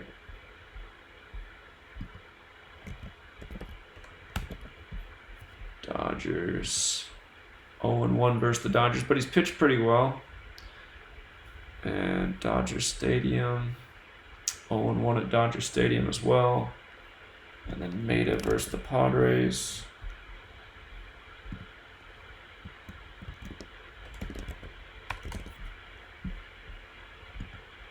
Six and 4 versus the Padres, so he can become 7-4 versus the Padres tomorrow. Well, 6-5 too. That's what got him yesterday. San Diego Padres is 65, but San Diego 74, and that would go nicely with them getting their 74th win of the season too. Assuming they win today, they'd have a shot at the 74th win tomorrow. So you get the double 74 tribute.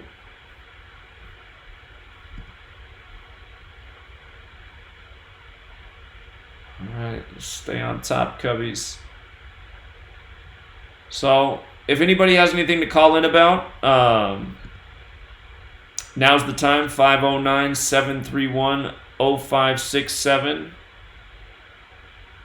Golf tournament, our 102. Let's pull up the golf notes real quick and just review some of the things we're looking at here. Charles Howell III climbed up there. He had some riddles. Let me get my notes up.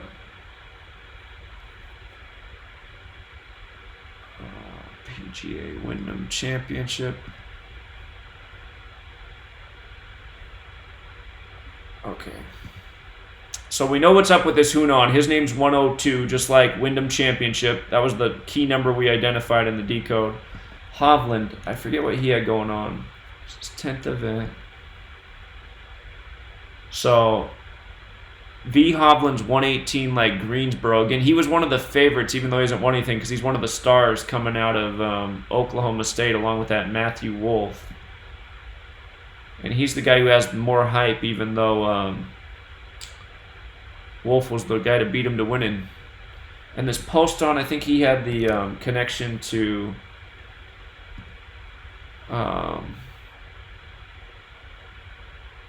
JT Poston. Oh, he had that 129. I talked about how that number had shown up with winners, and it was a reshuffling of 219 Wyndham Championship. So it's weird how that is, but we just documented that, how in the history of this tournament, how that 129 showed up, and now he's up there at the top. That's the first tournament where I've seen a reshuffling of one of the key numbers be crucial, but there he is. And JT Poston, though, is also 87 like Wyndham Championship, so okay. Webb Simpson was the favorite to win the tournament, and he had the 137-33 thing going on, like Henrik Stenson when he won the other year. Okay. Simpson sums to 84. The tournament ends on 8-4, and he was the favorite, so he's right there in contention. Bryce Garnett, was he a guy that I just... Bryce Garnett was 59 like Wyndham Hotels. Last year's winner's name was 59. This person pointed out that Wyndham Rewards equals 59 as well. That's what they advertise, isn't it? Wyndham Rewards, their participation thing. That's an interesting observation. Jason Cockrack. That name, every time I say it. Cockrack. Jay Cockrack, 1112 like Sedgefield Country Club. Last year's winner won it a span of 112 days from his upcoming birthday. Always the tournament and the course. Andrew Landry. I don't remember this being a guy. Or I guess I'm wrong. Andrew Landry was 58 like Wyndham Hotels. So he had the Wyndham Hotels in his name. What was his odds? Looks like he's down here a ways. That's nice. So, yeah, he pays nice. The more you win at golf, the more you can put down on the roulette wheel. Okay, Sean Stefani. Did we cover him? Was he part of our decode? Oh, so it was 242 days after his birthday, Greater Greensboro Open. That's the tournament began. So that was his thing. He's another long shot. And Fabian Gomez. I don't remember him. Let's just check it out. Fabian Gomez. What's going on with him? 40 years old.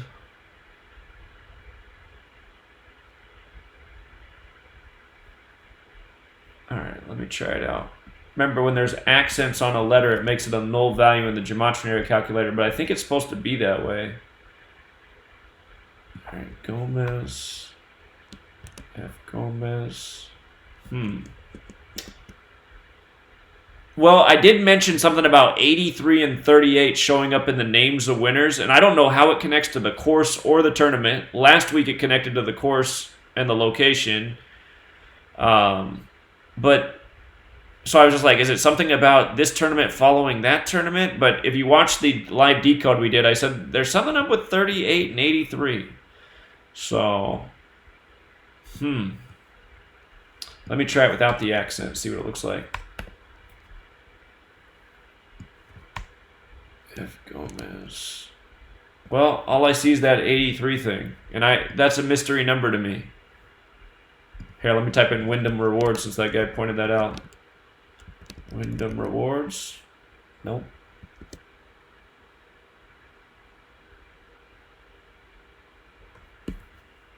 What did that person's comment say about Wyndham Rewards? Bryce Garnett.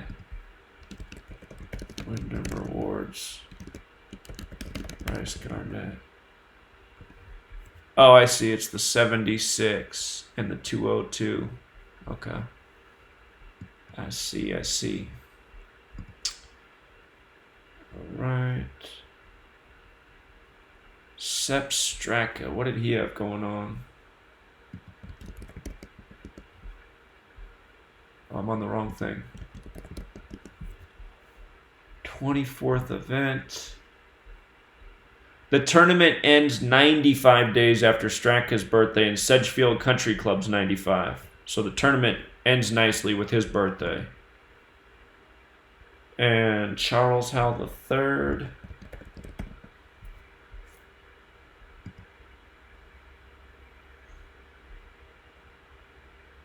Howell III.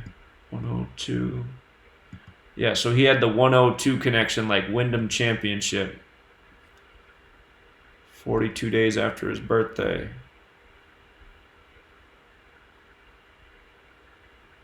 Ryan or Moore, I don't know if he was part of our decode. Yeah, I didn't see anything with this Ryan or Moore guy.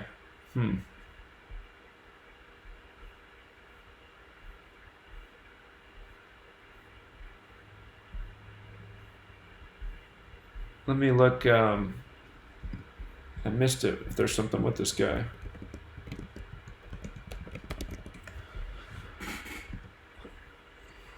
Could be like his total tournament appearances or something.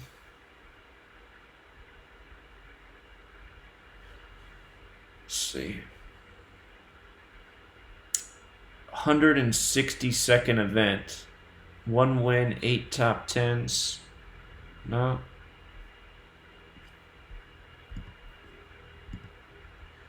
$155 days. The end of the tournament will have some masonry numbers connected. It could be something like that. 158 days or a span of 159. Freemasonry 158. Scottish Rite 159. PGA's got the Scottish Rite connection. But I just am not seeing it. That's other than that. Do I have his numbers here? 104. Well, I guess now that we're aware that Wyndham Rewards is 76, I mean, maybe. He's got the 76 in his name. I wasn't looking at that before the tournament, though. Wouldn't even have thought of that if that guy didn't point it out.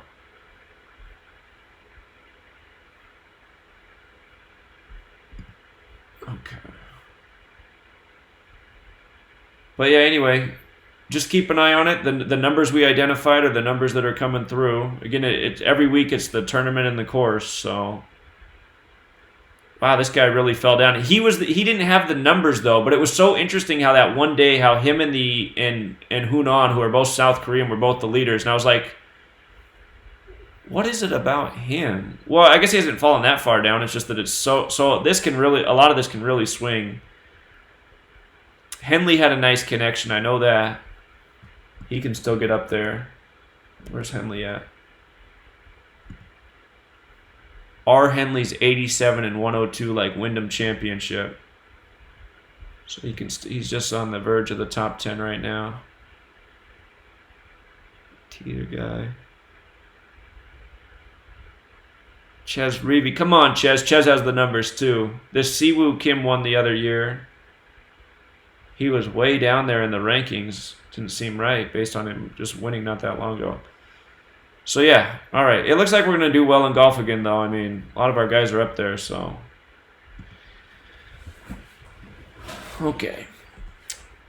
Somebody's putting in my ear that I need to start doing the same thing for NASCAR because they're telling me it's just the same in NASCAR, so I have to take their word for it. I don't know because I've never done NASCAR, but maybe it is. I mean, I've seen how I know that when people have asked me to decode NASCAR after it's over, I can see how nicely things have lined up for drivers many a times. But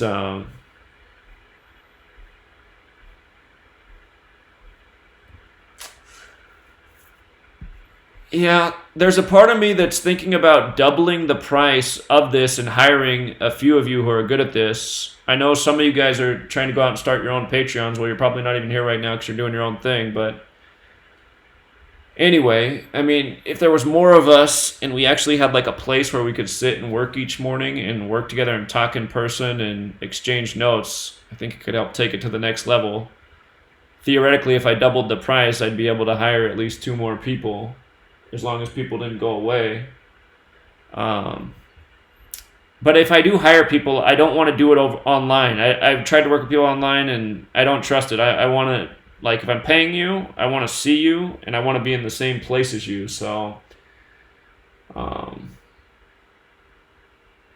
guess that would require somebody to relocate, too. But, yeah. I'm going to have to figure out how to make this happen, so...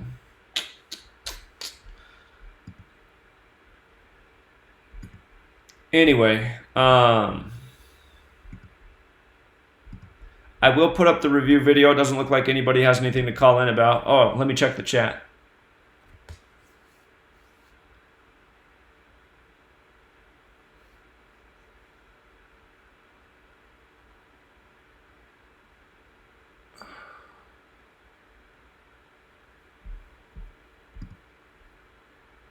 Okay. Maybe I think I'm just going to get up the review video because a bunch of games are about to start soon. Again, it is Tom Brady's birthday. If the Yankees win both today, they will get to 42 wins on Tom Brady's 42nd birthday. Birthday's 42, NYC's 42. So, here I can scan the chat real quick. I guess we still got about 3 hours till the next game starts.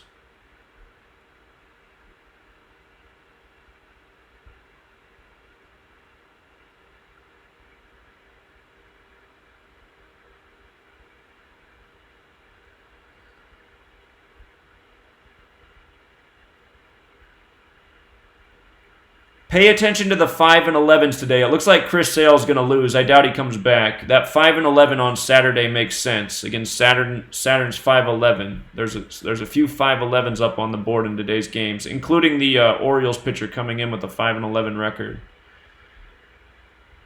So.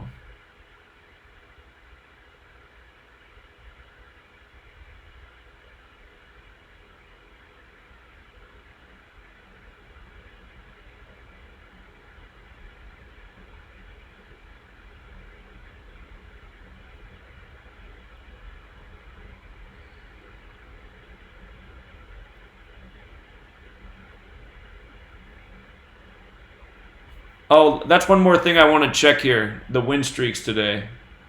Hold on, let's get our win streaks up. Okay, so the Rays got 4 going. When you add 1 through 4, it's 10. When you add 1 through 5, it's 15. Well, okay, something to think about that with the 5-game winning streak for the Rays is when you add 1 through 5, it's 15. Tampa Bay's 47, the 15th prime. That could be. Again, it looks like the Rays will drop one of these next 2 games. In both days, their starting pitcher makes sense to lose to the Marlins. I highly doubt they lose both, but losing one makes a lot of sense. Again, the Marlins will get that 43rd win. Tampa Bay Rays 43. And Tampa Bay, if they lose one, will get that 49th loss. Marlins 49.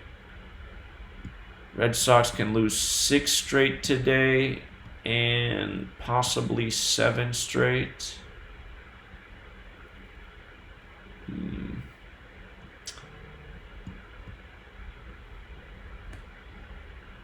Caller? Hey, is this Zach? It is.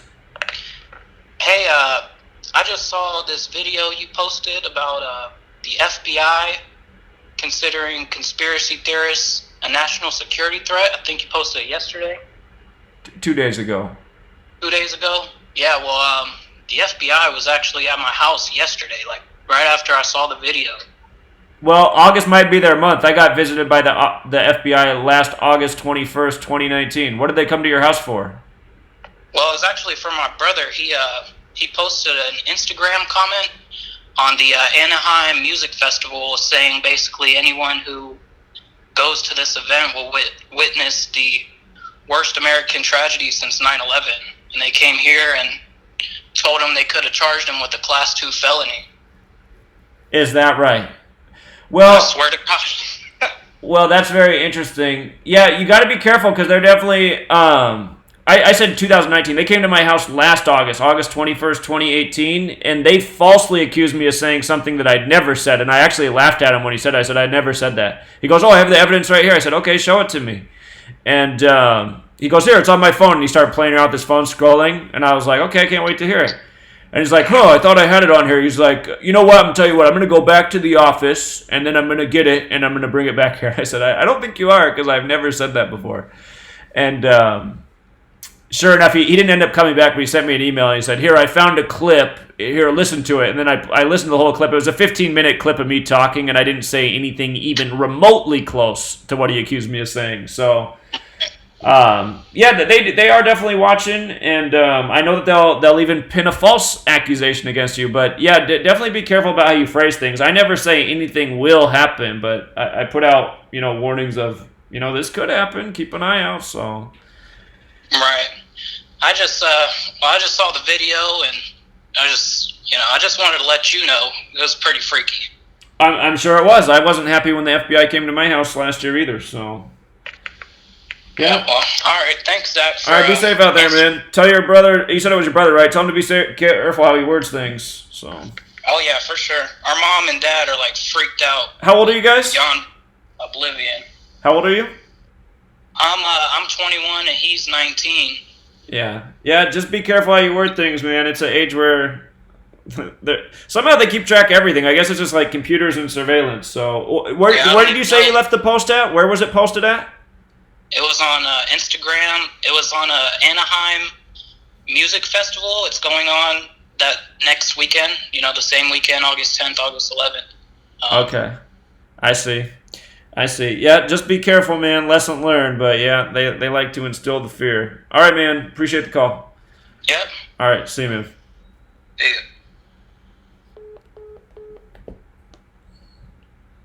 Well, I imagine if anything happens on that weekend, I'm probably going to have the FBI coming back to my house again, so we will see. All right, Blue Jays have won 5 straight. Maryland's 47. The game's in Maryland today, right? Baltimore? Let me double check that. I'm pretty sure Orioles are at home. Yep. So maybe it ends in Maryland at 5 straight. Orioles got a decent riddle there. It's the same riddle in this game as it was yesterday. This pitcher right here, Pannone, it's 97 days after his 25th birthday. 97, the 25th prime, he can become 2-5. Yesterday it was 97 days after the Orioles pitcher, and he became 2-5. So, not going to doubt the same riddle 2 days in a row.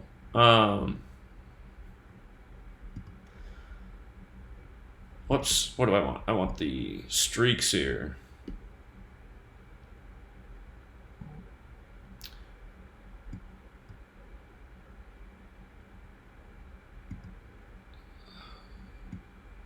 So the Royals could lose 5 straight. Who are they playing again? Twins?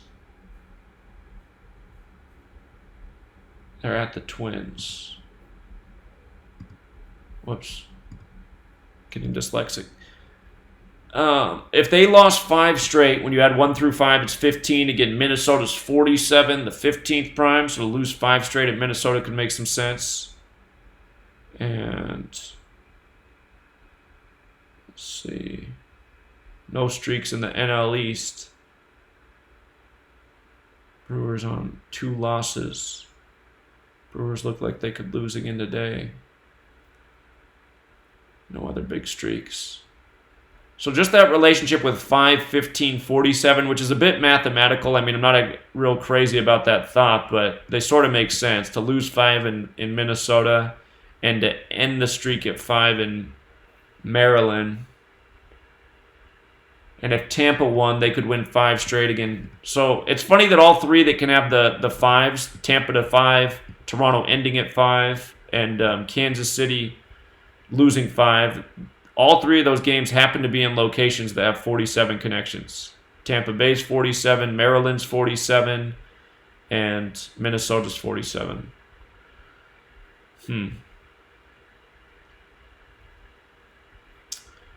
Let me just make a little note about it. Where should I put it? Put it here. Losing streak, or I'll just call it streaks note. Streaks note. If I could spell. Rays can win 5 straight. Tampa Bay equals 47, 15th prime. 15 is the 5th triangular number.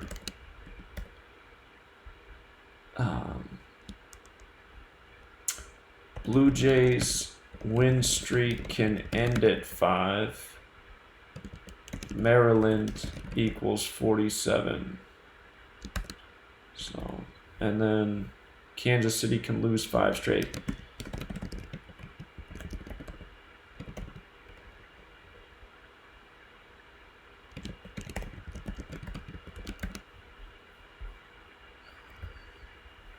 All right, so those are the 3 things that jumped out about me about streaks.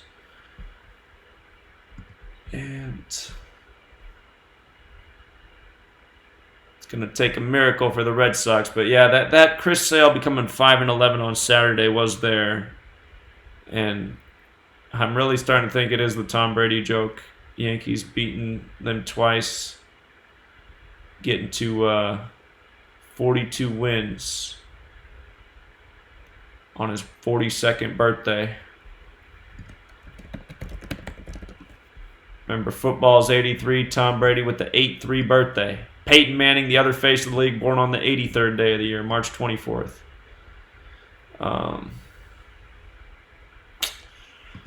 So it could be it.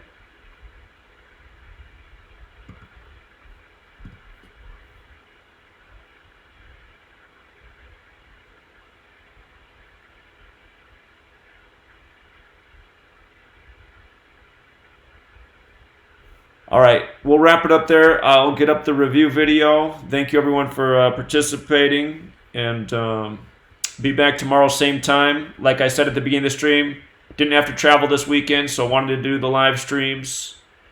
We'll do baseball, obviously, today and tomorrow. And then Monday, we'll switch the focus to football. So football focus starts Monday. I saw the poll loud and clear. Some of you guys told me to take the weekend off. I thought about it, but I didn't feel like it. So anyway, we'll wrap it up, get up the review video, and then be back tomorrow. And then on with the new Focus Monday. Till next time.